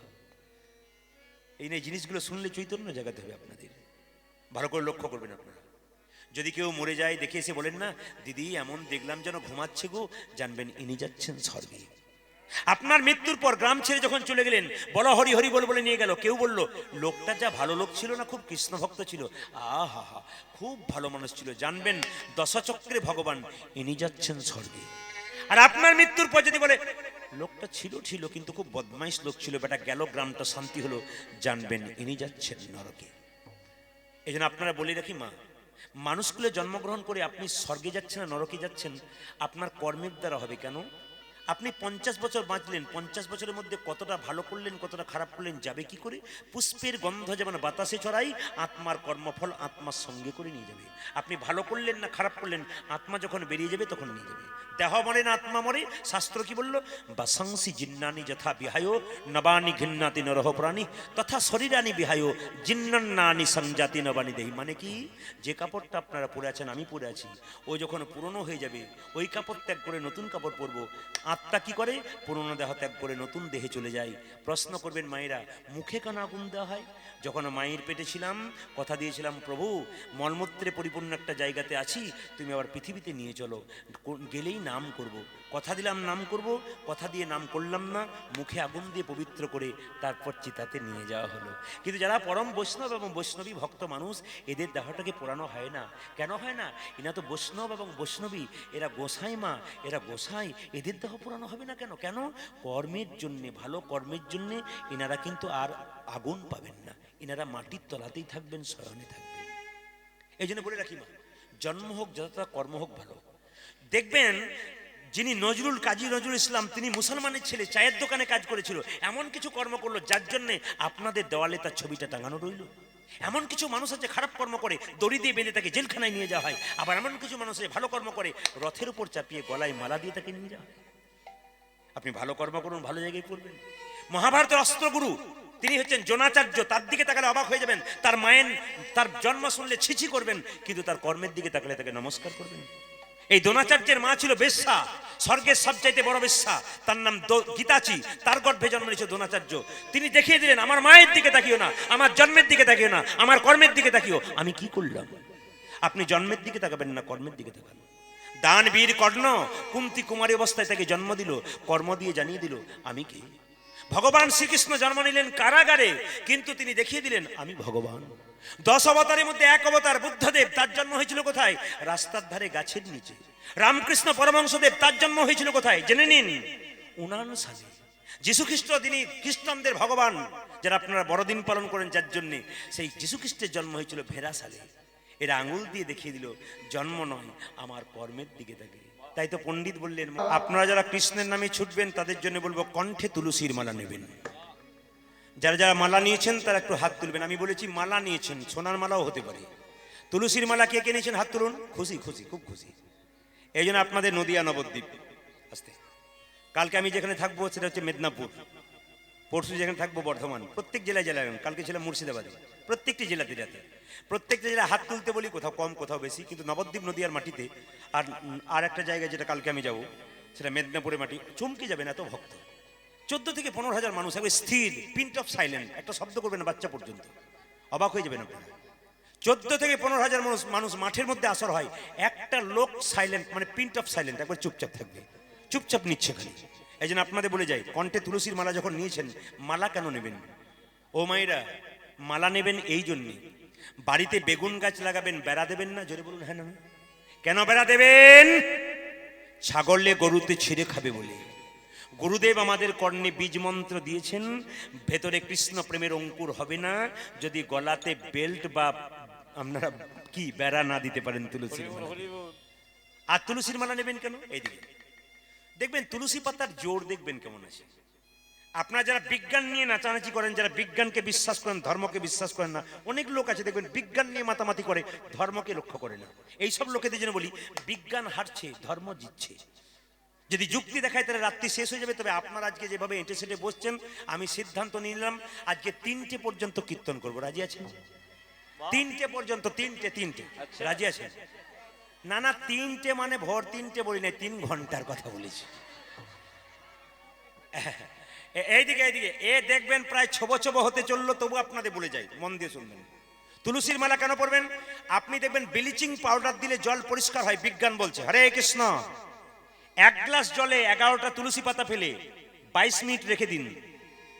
আপনি মাইক্রোস্কোপ দিয়ে পরীক্ষা করে দেখুন, জলের মধ্যে কোনো জীবাণু থাকবে না। তুলসী পাতার জোর কত!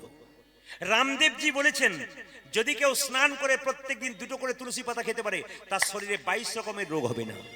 আমরা সব জানি কেমিক্যাল যুক্ত ওষুধপত্র খাবো, কিন্তু তুলসীর পাতা খেতে পারবো না। এর চাইতে লজ্জার আমাদের কি হতে পারে? আমরা জানি আমাদের সহজ উপায় আমাদের কাছে আছে, বৈষ্ণবের কাছে আছে, ভক্তের কাছে আছে, আমরা জানবো না, শুনবো না। এই জন্য জীবন আমাদের দুঃখময় হয়ে যায়। কত যুক্তির কথা আছে দেখবেন। আপনারা বাচ্চাকে তো সাজান মায়েরা, বাচ্চাকে যখন এখান থেকে ওখানে নিয়ে যান, তখন আপনারা কপালে কি দিন? জোরে বলুন, কপালে কি দিন? গোবরের ফোঁটা দিন, কাজলের ফোঁটা দিন। মা যশোদা কি দিত? হরিচন্দনের মৃত্তিকা। মায়েরা আপনারা হরিচন্দনের মৃত্তিকা বাচ্চাকে দেবেন। প্রশ্ন করবেন, হরিচন্দনের মৃত্তিকা কাকে বলে? তুলসী তলার কাঁচামাটি, মায়ের স্তনদুগ্ধ একসঙ্গে মিশিয়ে ছেলের কপালে দিলে ছেলের কোনো বিপদ হয় না। দিয়ে দেখবেন বাচ্চার কোনো অসুবিধা হবে না। এগুলো দেয় না কেউ, এই জন্য তো যত গন্ডগোল হয়। ও মায়েরা, আপনারা মুখে কত রকম কেমিক্যাল যুক্ত জিনিস মাখেন, মুখে দাগ হয়ে যায়।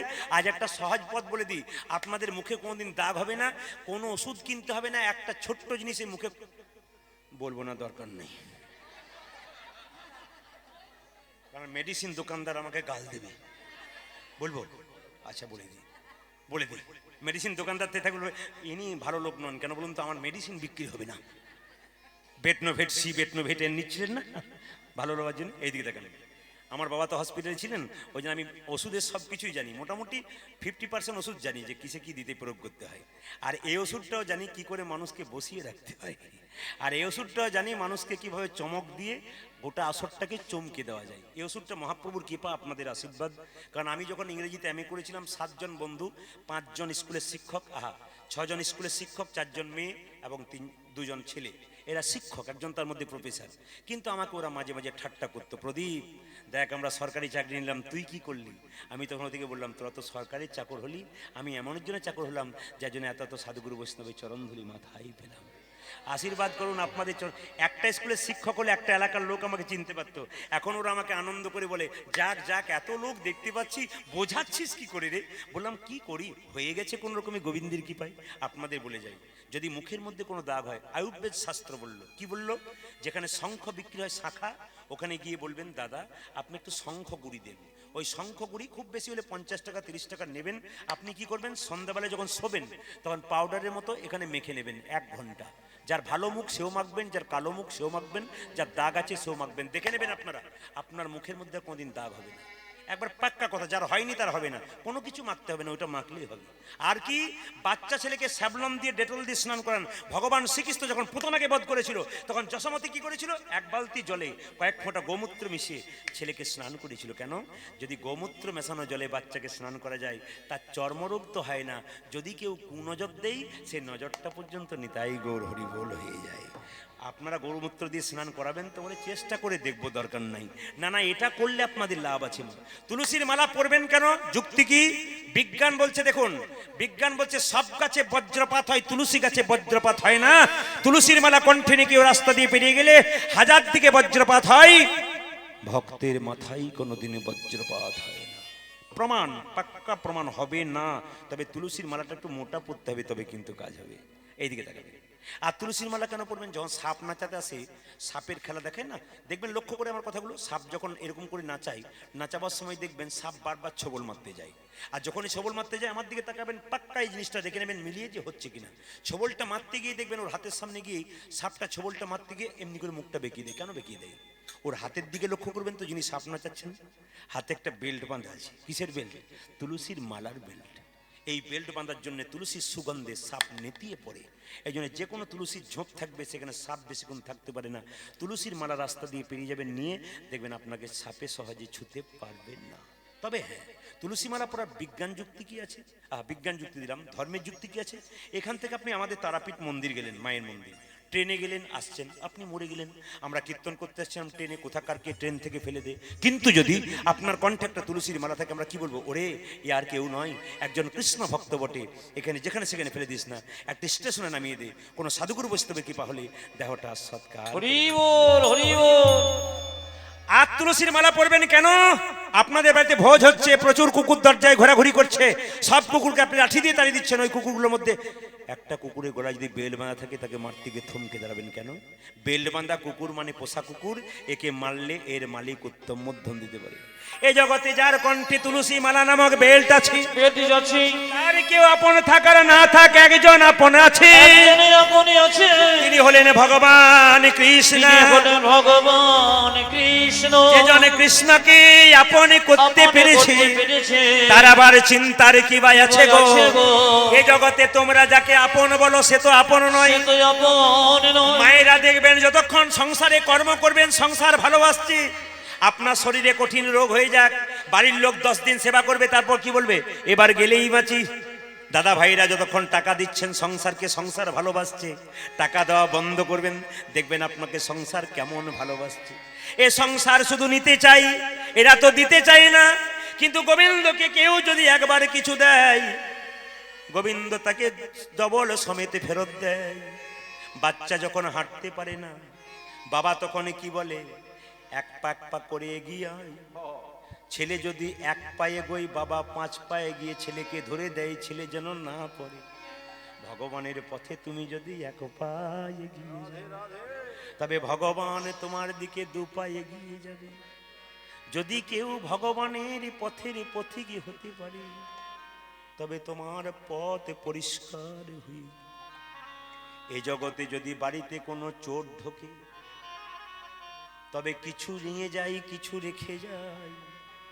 কিন্তু ভগবান চোর যদি কারোর হৃদয় ঘরে একবার চুরি করতে পেরেছে, তাকে পথের কাঙাল করে দেয় গো। এ সংসারে ভালোবাসাবাসি কতক্ষণ? যতক্ষণ পর্যন্ত দেহে প্রাণ আছে ততক্ষণ ভালোবাসা। প্রাণ যেদিন দেহ থেকে চলে যাবে সেদিন আর ভালোবাসা নাই। এইদিকে খুব দামি কথা, খুব যুক্তির কথা।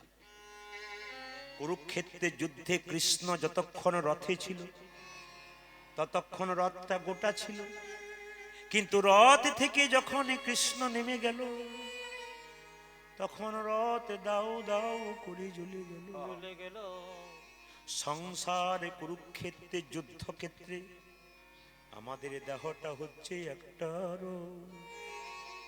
এই দেহ রথ থেকে যেদিন গোবিন্দ চলে যাবে, আত্মারূপী গোবিন্দ যেদিন চলে যাবে, সেদিন তুমি ফাঁকা বাক্সের মতো পড়ে রইবে। বাড়ির যারা আছে তারা দুদিনের জন্য কাঁদবে। আরে নাই বল হরি বল।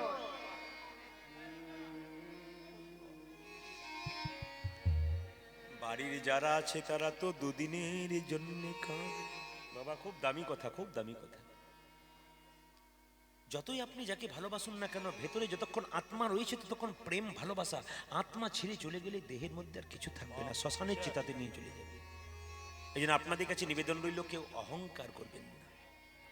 এ সংসারে যদি আপনি মনে করেন আমার স্ত্রী কত ভালোবাসি, আর দাদা ভাই যদি মনে করেন স্ত্রী ভালোবাসি, দিদি যদি মনে করেন স্বামী ভালোবাসি, খুব দামি কথা। ভালোবাসাবাসি কতক্ষণ? যতক্ষণ ভেতরে ভগবান রূপী আত্মা রয়েছে ততক্ষণ। রাস্তায় কেউ মরে যাক, যদি এত ভালোবাসাবাসি হয়, রাস্তায় মরে গেলে আমরা হিন্দুরা তাকে বাড়ির ভেতরে ঢোকাই না কেন, দরজার বাইরেই রাখি, মরার ঘরে ঢোকানো হয়। এতই যদি ভালোবাসা ছিল তাহলে তোমাকে ঘরে ঢোকালো না কেন? স্বামী 10 দিনের জন্য বাইরে গেছে, তার জন্য আপনি চিন্তা করছেন স্বামী কবে ফিরিবে, কবে ফিরিবে।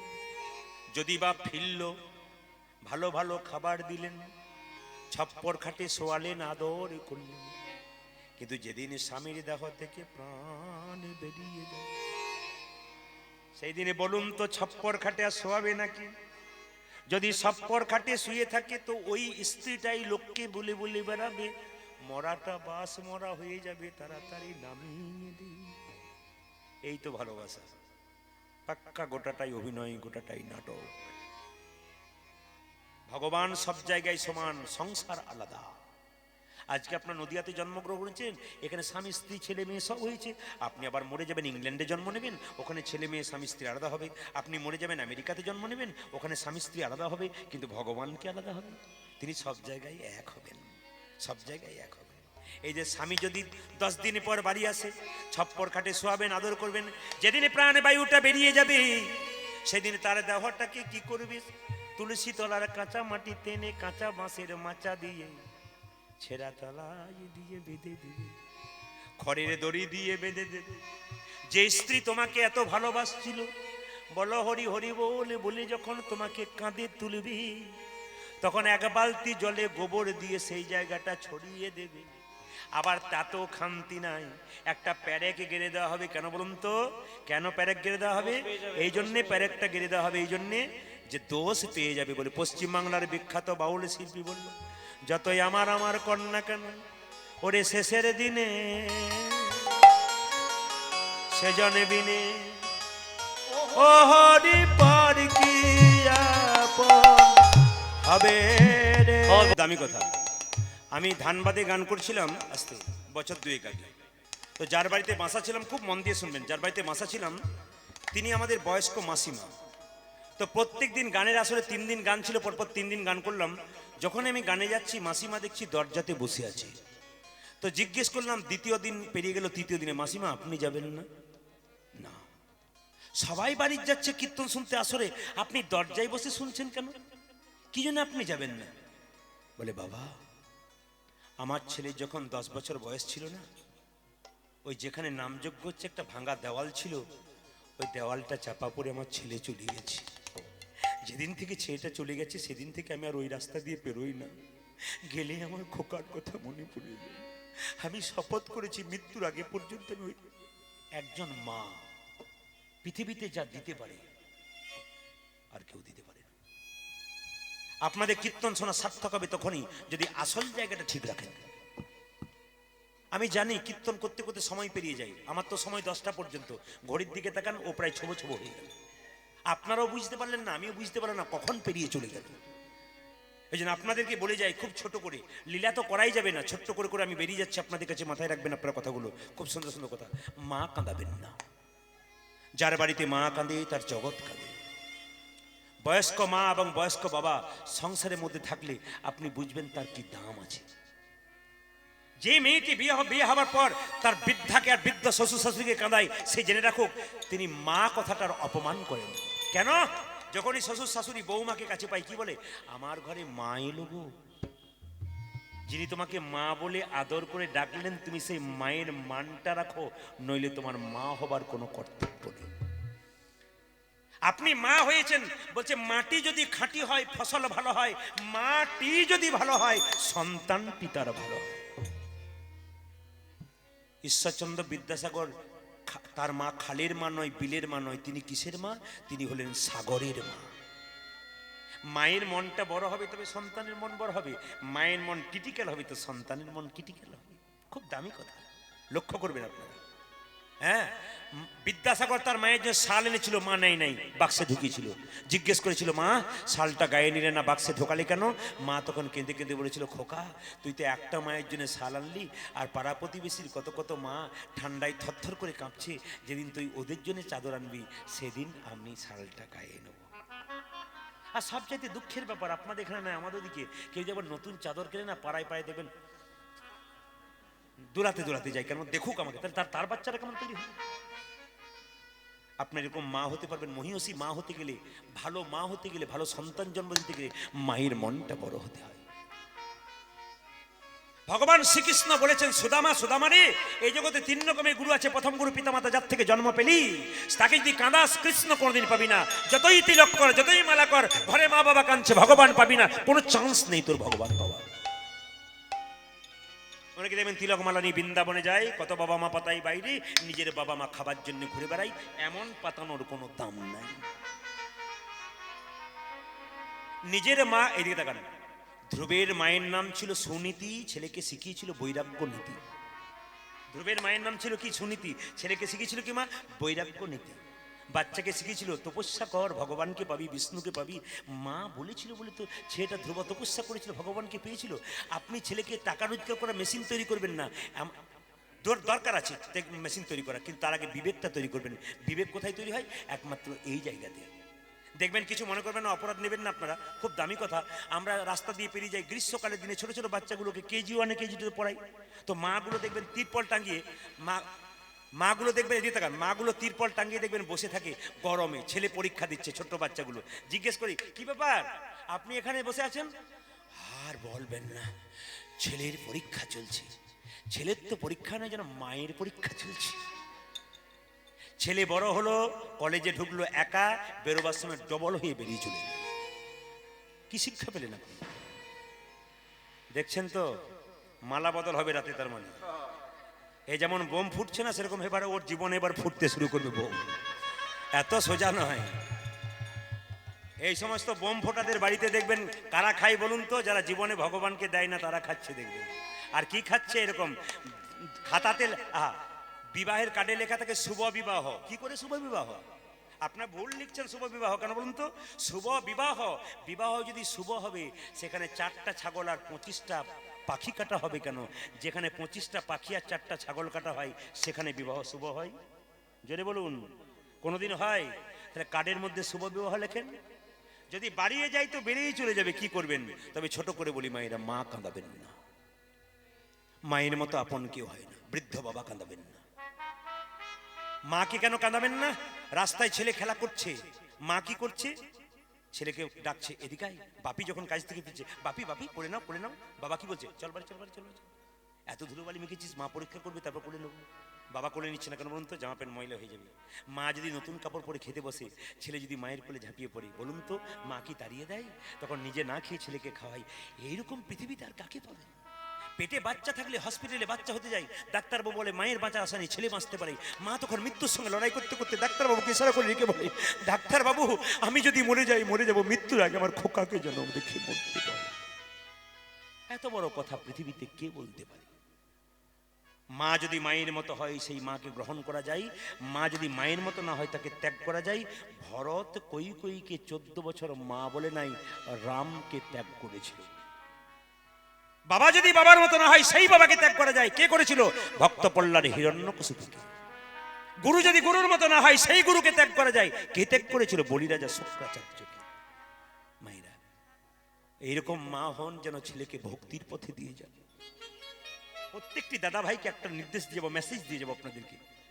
ছেলের জন্য টাকা পয়সা গাড়ি বাড়ি করে যাচ্ছেন, আর মৃত্যুর সময় ভাবছেন অনেক কিছু করে গেলাম ছেলের জন্য, কিন্তু মাথায় রেখে যাবেন মৃত্যুর আগে যে ছেলের জন্য টাকা পয়সাটা রেখে গেলাম, ওই ছেলেটা টাকাটা কি করে কাটাবে, মানে খরচ করবে, এরকম করে না চরিত্র খারাপ করে, না এরকম হরিনাম করে সাধুগুরু বৈষ্ণবের সেবা দিয়ে।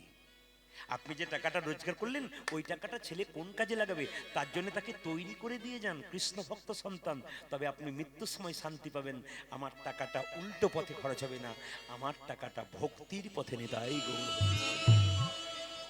এইরকম সন্তান তৈরি করে মরবেন, তবে আপনার মরাতে লাভ আছে, নইলে বেকার হয়ে গেছে।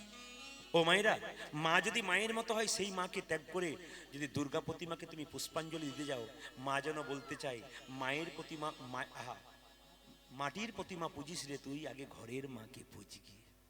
সেরকম মা। মায়ের কথা বলবো কত, বলতে গেলে তো অনেক হয়ে যায়, তবে একটা কথা বলে যাই মায়েরা, কেউ মা কাঁদাবেন না, মায়ের মতো আপন কেউ নেই। কেন? পণ্ডিত কি বলেছেন? তুমি যে মা সবে থেকে যাও। তো আস্তে, আপনারা যেভাবে বসে আছেন জোরে বলুন তো, রাধা রানী কি? আর একটু জোরে শুনবো আমি। শ্যাম সুন্দর কি? মদন মোহন কি? বাবা। শ্যাম সুন্দর কি? আপন আপন সাধুগুরু বৈষ্ণব কি? গৌর ভক্তবৃন্দ কি? হরিবাসর কি? যাদের ঘুম আসছে তাদের কি?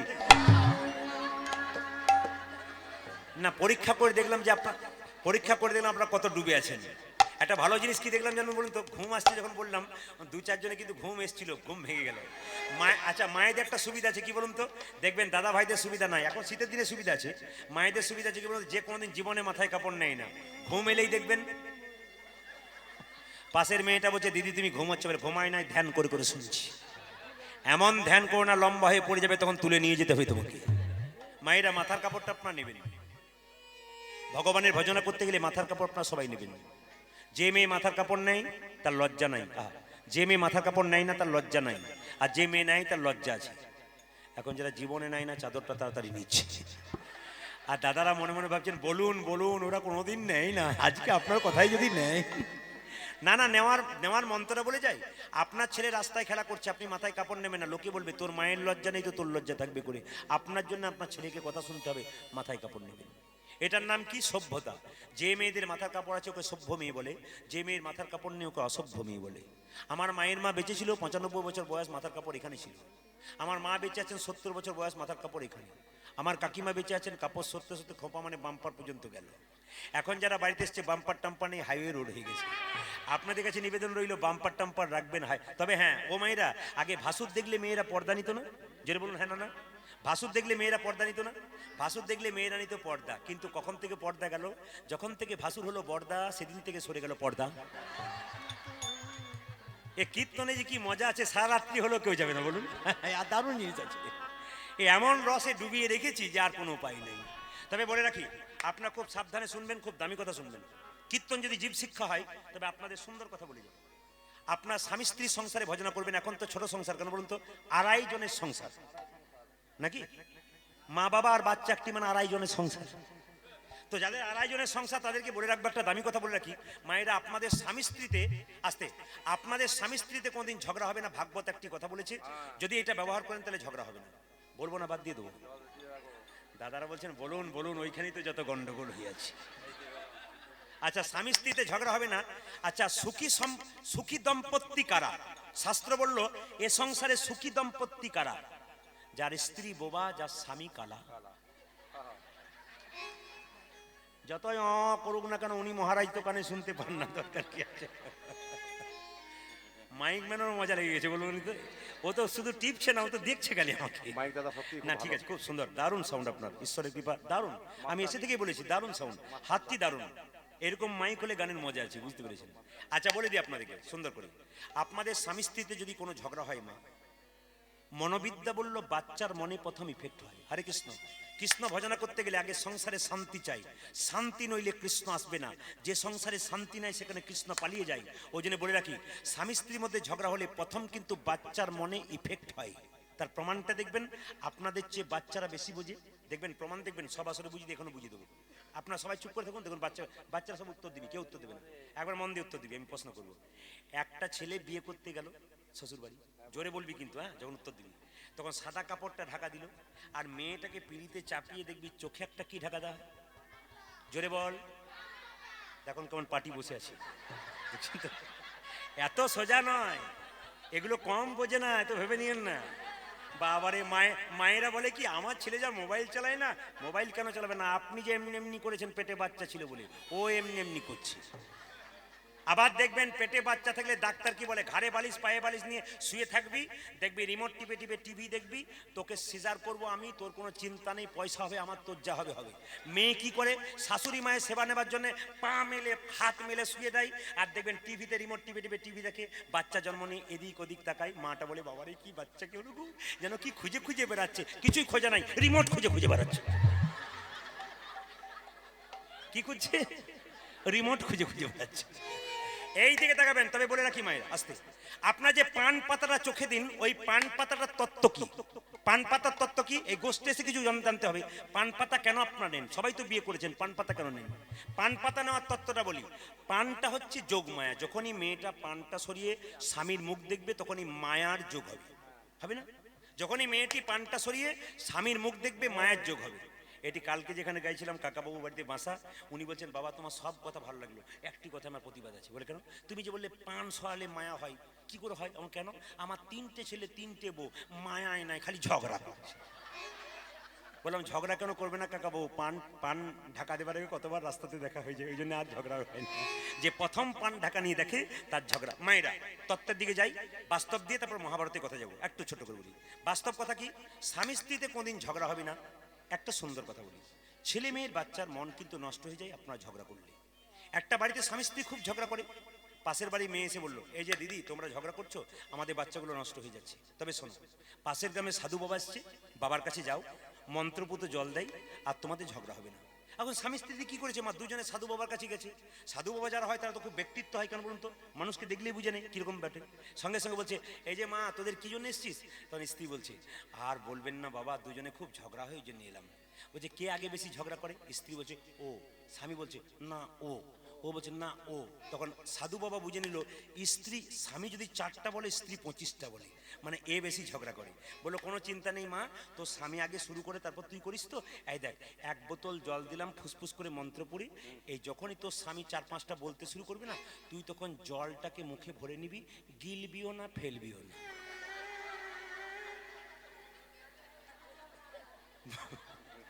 বুঝতে পেরে গেছেন?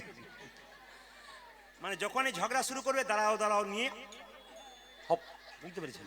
গিলবিও না ফেলবিও না। ভাগবত বললো স্বামী স্ত্রীতে ঝগড়া হবে না কখন? যদি ভজন আর ভজন একসঙ্গে হয়। ভজন কি? ভজন কি? ভজন কি? স্বামী যদি বেলা 3টে আসে, স্ত্রী তাকে 3টেই দেবে, তারপর খাবে, এর নাম ভজন। আর ভজন কি না, যখন সন্ধ্যাবেলায় স্বামী স্ত্রী একসঙ্গে বসবে তুলসী মন্দিরে বা গোবিন্দের মন্দিরে, একটু দুজনে মিলে ভজন করুন। ভজন আর ভজন যদি এক হয়, ভগবান শ্রীকৃষ্ণ কি তার বাড়িতে না থেকে থাকতে পারে? ভগবান শ্রীকৃষ্ণ দাদা বলায় তার গরুগুলোকে বেছে দিল, কারণ দাদা বলায় জানে আমার কৃষ্ণকে কোনো কষ্ট দেবো না যতদিন আমি থাকবো। আপনাদের কাছে বলে দিয়ে যাই, একবার জোরে বলুন, রাধা রানী কি, শ্যাম সুন্দর কি। আপনাদের তো অনেক তত্ত্ব দেওয়া ছিল, অনেক কথা দেওয়া ছিল, কিন্তু একটা কথা বলে যাই আপনাদেরকে মন দিয়ে। ভগবান শ্রীকৃষ্ণকে ভজনা করবেন, গোষ্ঠে এসে কিছু কাজ আছে। কি? আজ থেকে রাত্রিবেলায় যখন শোবেন তখন একটা করে কাজ করবেন। কি? বালিশে মাথা দেবার আগে মাথা দেবেন আর বলবেন ওং পদ্মনাভায় নমঃ। মনে থাকবে কথাটা? কি বলবেন? ওং পদ্মনাভায় নমঃ। যদি মনে না থাকে সহজ পদ বলে দিই, যখন বালিশে মাথা দেবেন তখন কি করবেন? আমার দিকে তাকান। তখন কি করবেন? বালিশে মাথা দেওয়ার সময় বলবেন হরে কৃষ্ণ কৃষ্ণ কৃষ্ণ হরে হরে, হরে রাম রাম রাম হরে। এই মন্ত্রটা বলতে বলতে মাথায় দেবেন। কেন বলুন তো? বলা তো যায় না আজকের রাত্রিটা আপনার শেষ রাত্রি, সকাল হবে কিনা বলা যায় না। কুরুক্ষেত্রের যুদ্ধে কৃষ্ণ অর্জুনকে বলেছিল, অর্জুন মৃত্যুকালে কেউ যদি ভগবানের ভজনা করে তবে তার বৈকুণ্ঠ প্রাপ্তি হয়। আজকে রাত্রিতে বালিশে মাথা দিলেন, সকালে যদি না জাগতে পারেন তাহলে তা আপনার ভগবানের নাম হয়ে গেল। ও মায়েরা, আপনার বিছানায় মাথা দিয়ে আপনার হরে কৃষ্ণ নাম করবেন। আচ্ছা, ঘুম থেকে যখন উঠবেন, ওঠার পরে কি করবেন? আমার দিকে তাকাবেন, 2টো আঙ্গুল দিয়ে হরে কৃষ্ণ, 2টো আঙ্গুল দিয়ে কি করবেন? তর্জনী আর মধ্যমা দিয়ে 3বার ঘষবেন চোখটা। রাধারানী যখন জন্ম হয়েছিল চোখ খোলা ছিল না চোখ মোজা ছিল? জোরে বলুন। সে শর্ত করে এসেছিল চোখ মুজে, কেন বলুন তো? প্রথম যাকে দর্শন করব চোখ খুলে সে যেন গোবিন্দ হয়। আপনি আজকে আসরে প্রতিজ্ঞা করে যান, কাল থেকে ঘুম থেকে উঠে প্রথম যাকে দর্শন করব চোখ খুলে সে যেন কৃষ্ণ হয়। যদি আপনার জীবন তবে ধন্য হয়ে যাবে চোখ খুলে যদি কৃষ্ণকে দেখেন। এইবার সবাই লক্ষ্য করুন, ঘুম থেকে উঠে আপনার বাড়ির সামনে ছপ্পর খাটের সামনে কোনো আয়না রাখবেন না, জ্যোতিষশাস্ত্র বলল।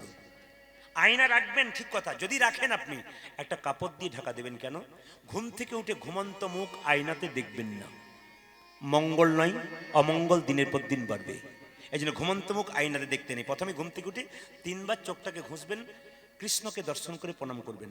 প্রণাম করার পর কি করবেন? হাতটাকে দেখবেন, এই হাতটাকে দেখে প্রণাম করবেন। কেন? শাস্ত্র কি বলছে? করাগ্গে বসতে লক্ষ্মী, করমূলে তু সরস্বতী, করমধ্যে গোবিন্দম, প্রভাতে কর্দর্শনম। করাগ্গে বসতে লক্ষ্মী, এখানে মা লক্ষ্মী আছে। করমূলে তু সরস্বতী, এখানে সরস্বতী আছে। করমধ্যে গোবিন্দম, এখানে ভগবান শ্রীকৃষ্ণ আছে। প্রভাতে কর্দর্শনম, যে সকালে কর দর্শন করতে বলেছে, আমি বলি নাই, শাস্ত্র বলছে, যে সকালে কর দর্শন করে তার গোবিন্দ দর্শন হয়। বিছানাতে পারলে মন্ত্র জপ করবেন যদি সময় না থাকে। অনেকে বলে আমার একবারে সময় নেই, কোনো দরকার নেই, বিছানাতে শুয়ে শুয়েই একটু মন্ত্র জপ করে নেবেন। অনেকে প্রশ্ন করবেন, ছি পবিত্র বিছানা নয় অপবিত্র বিছানায় আমি কি করে মন্ত্র জপ করবো? এখানে রামকৃষ্ণ দেব বলেছেন, সোনার আংটি বাঁকা হোক আর ভাঙা হোক, সোনা কিন্তু সোনা, সব জায়গায় করা যায়। মহাপ্রভু বলেছেন, খাইতে শুতে যথাযথা সব জায়গায় নাম করা যায়। আপনি বাথরুমে বসেছেন, নাম করবেন। আপনি শুয়ে আছেন বিছানায়, নাম করবেন। গুরুমন্ত্র এখানে জপ করা যায়। প্রমাণ কি? মহাপ্রভু যখন নীলাচলে গিয়েছিল, তার সঙ্গে ছোট্ট একটা বাচ্চা ছেলে গিয়েছিল গোপাল। সে জিজ্ঞেস করেছিল মহাপ্রভুকে, মহাপ্রভু পায়খানায় বসে জিভটাকে দাঁত দিয়ে চেপে ধরেছে। গোপাল জিজ্ঞেস করছে, ঠাকুর তুমি যখন পায়খানায় বসছিলে জিভটাকে দাঁত দিয়ে চেপে ধরলে কেন? সঙ্গে সঙ্গে মহাপ্রভু বলেছিল, গোপাল তুই বুঝবি না, আমার জীব তো নিরন্তর কৃষ্ণ কথা বলে, ওই জন্য জীবটাকে দাঁত দিয়ে চেপে ধরে আছি। আচ্ছা প্রভু, আমি বলছিলাম কি, যদি কেউ মৃত্যুকালে তার বুকের খুব যন্ত্রণা হয়, সে কি কৃষ্ণ কথা বলতে পারবে না পায়খানা অবস্থায়? গোপাল সঙ্গে সঙ্গে গোপালকে মহাপ্রভু ধরে বলেছিল, গোপাল গুরু একটা হয় দীক্ষা গুরু, শিক্ষা গুরু অনেক হয়, যার থেকে শিক্ষা পাই, তুই আজ থেকে আমার গোপাল গুরু। তখন মহাপ্রভু বললেন, খাইতে শুইতে যথাযথা সব জায়গায় হরিনাম করা যায়। আপনাদের কাছে নিবেদন রইল মায়েরা, তুলসী মঞ্চে জল দেবেন, আস্তে জল দেবেন, ভিজে কাপড়ে দেবেন না, শুকনো কাপড়ে দেবেন। কেন দেবেন না? জল গড়িয়ে পায়ে থেকে নেমে মন্দিরে পড়লে অন্যায় হয়। তুলসী মন্দিরে জল দেবেন, গলায় কাপড় দিয়ে দেবেন। তুলসী মন্দিরে জল দেবেন, পশ্চিম দিকে মুখ করে দেবেন না। প্রশ্ন করবেন, কেন? মুসলমানরা নামাজ পড়ে বলে? না না, আমাদের শাস্ত্র বলছে পূর্ব দিকে সূর্যদেব উদয় হয়, সূর্যকে পিছু করে হিন্দু কোনো ভালো কাজ করবে না। কাজগুলো জেনে রাখবেন, জীবনে লাভ হতে পারে। আবার কি আরো তত্ত্বে আছে, বলে কি, তুলসীর পাতা যখন তুলবেন, পাতা তুলতে তুলতে পাতা বা গাছের ডাল ভুল করে ভেঙে গেলে কৃষ্ণের অঙ্গে আঘাত করা হয়। যখনই পাতা তুলবেন খুব মন দিয়ে তুলবেন, কেন? গোবিন্দের সেবার সময় মন দিয়ে করবেন। মন এক মন লাগালে গোবিন্দের কৃপা হয়ে যায়। তুলসী পাতা তুলবেন, তবে হ্যাঁ পাতা তুলতে তুলতে পাতা ভাঙতেই পারে। আপনি এক কাজ করবেন, হরে কৃষ্ণ মহামন্ত্র বলতে বলতে তুলবেন, ভাঙলে ক্ষতি নাই। তুলসী পাতা যখন তুলবেন মায়েরা, তোলার পরে কি করবেন? অনেকে দেখবেন তিলক মালা নিয়ে লোকে ঠাট্টা করে না? অনেকে দেখবেন কিছু মনে করবেন আমাদের এখানে তিলক মালা নিয়ে ঠাট্টা করে। না না, ঠাট্টার কোনো কারবার নেই। একটা কথা কাজ করবেন, আপনি তিলক নেবেন প্রত্যেকদিন, বাচ্চাকে দেবেন। কি করে দেবেন? তুলসী গাছের নিচে যে কাঁচা মাটিটা আছে, জল ঢাললেন তো, জল ঢালার পর এই আঙুলটা দিয়ে আপনি মাটিটাকে এমনি করে ঘষবেন 3 বার, কপালে 3 বার লাগাবেন, বাচ্চাকে দেবেন, আপনি দেবেন, আপনার তিলক কাটা হয়ে যাবে। ওখানে গোবিন্দের কি পাবে? তুলসী তলার মাটিটা প্রত্যেকদিন এখানে একবার নিন। আপনাকে কেউ কিছু বলবেন, আপনার লজ্জার কোনো ব্যাপার না। লজ্জা ঘৃণা ভয় তিন থাকতে নয়, এতে কৃষ্ণের কৃপা কোনোদিন হবে না যদি আপনি এটা না করতে পারেন। এবার বলি মায়েরা, তুলসী পাতা যখন তুলবেন মাথায় রাখবেন, তুলসী পাতা তুলতে তুলতে হরে কৃষ্ণ নাম করে তুলবেন। তুলসী পাতা, তুলসী মন্দির কবার পাক দেবেন? ঘুরবেন কবার? 3 বার নাকি 4 বার? শাস্ত্র বলছে 4 বার। কোন দিকে ঘুরবেন? সবসময় ডান দিকে পরিক্রমা করে ঘুরবেন, বাঁ দিকে নয়। কিন্তু যখন তুলসী পাতা তুলবেন মাথায় রাখবেন যে তুলসী পাতা কোন কোন বার তুলতে নাই। সংক্রান্তির দিন, রবিবার দিন, অমাবস্যার দিন, পূর্ণিমার দিন, দ্বাদশীর দিন। আবার বলি, অমাবস্যার দিন, পূর্ণিমার দিন, দ্বাদশীর দিন, সংক্রান্তির দিন, রবিবার দিন, এই 5টা দিন তুলবেন না। এবার আপনার পঞ্চতত্ত্বের ছবি দেখেছেন তো, মহাপ্রভু নিত্যানন্দ অদ্বৈত সেবাসগাদর আছে না? কার চরণে দেবেন, কার চরণে দেবেন না? বজেন্দ্র নন্দন যেই শচীসুত হইল সেই বলরাম হইল নিতাই। মহাপ্রভু যদি কৃষ্ণ হয় তার চরণে দেবেন, বলরাম নিতাইয়ের চরণে দেবেন, অদ্বৈত মহাবিষ্ণুর অবতার তার চরণে দেবেন। দেবেন না কার চরণে? শিবাসের চরণে। কেন? উনি ভক্তি তত্ত্ব নারদ। দেবেন না গদাধরের চরণে। কেন? উনি রাধা তত্ত্ব শক্তি তত্ত্ব, ওনাকে দেবেন না। রাধা কৃষ্ণ যুগলে থাকলে কাকে দেবেন? হাতে দেবেন রাধার, কৃষ্ণের পায়ে দেবেন। রাধা কৃষ্ণকে চরণে দেবে, তুলসী পত্র ওই জন্য রাধার হাতে দেবে। এগুলো জেনে নিতে হয়, এগুলো জানলে আপনাদের জীবনে লাভ হবে। তবে তুলসী পাতা দেবেন গোবিন্দ সেবাই, বাতাসা দেবেন। কোন আঙুলে দেবেন? এই আঙুলটা ব্যবহার করবেন, এই আঙুলটা। এটা বৃদ্ধাঙ্গুষ্ঠী আর এটা অনামিকা। এটা বৃদ্ধাঙ্গুষ্ঠী, এটা কি তর্জনী, এটা মধ্যমা, এটা অনামিকা, এটা কনিষ্ঠা। এই অনামিকা আঙুলটাকে ব্যবহার করবেন কেন? এইটাতে করে কিন্তু কৃষ্ণের সেবা করতে হয়, এটা করে তুলসী পাতা তুলতে হয়, এইটাতে করে তিলক নিতে হয়। কেন নিতে হয়? এটা ভগবানের আঙুল। কেন বলুন তো? যারা যারা গুরুমন্ত্র নিয়েছেন তারা জানবেন, এই আঙুল থেকে গুরুমন্ত্র জপ শুরু হয়।